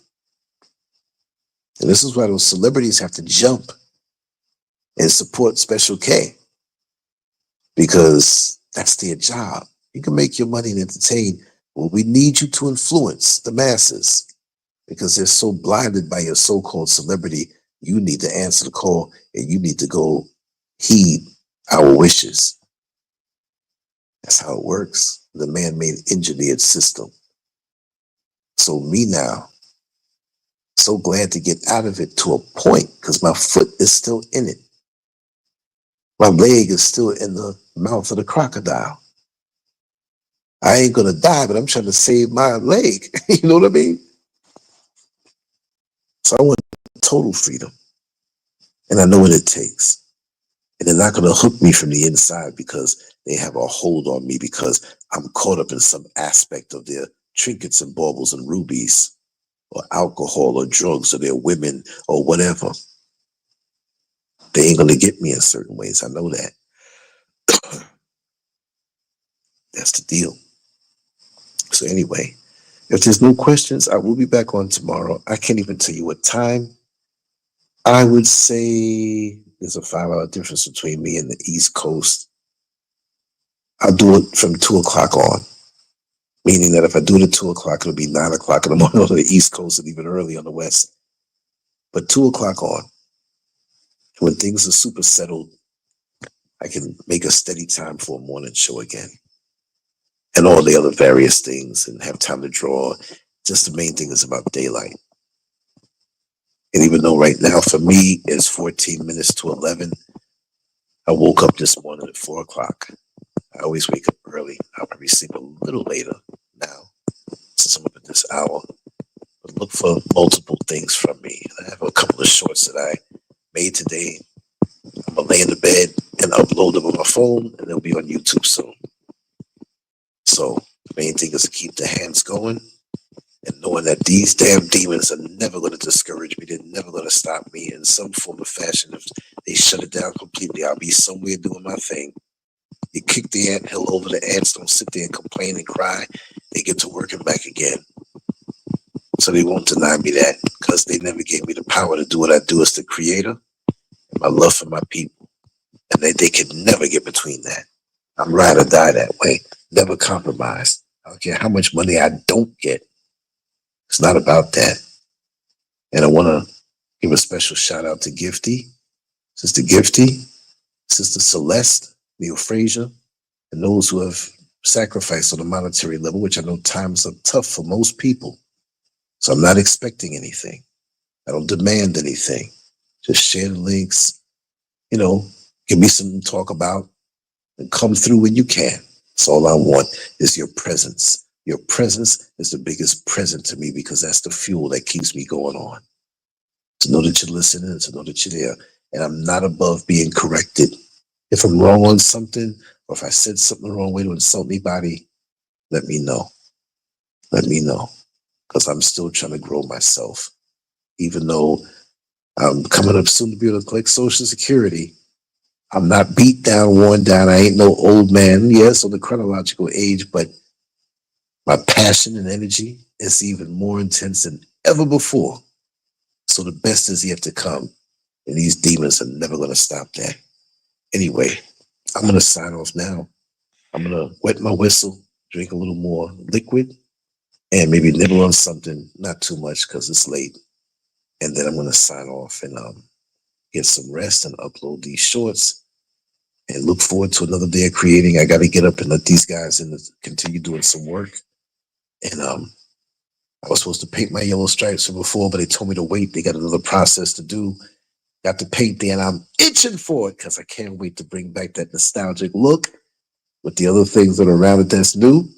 I know Indigo King said, yeah, man, bring back that. We're bringing it back. We're bringing it back exactly and even in a better way. But anyway, much love to you all. Take care. LanceScurv out. I will talk to you in a few hours. Trust me, when I wake up, we getting back on. Peace.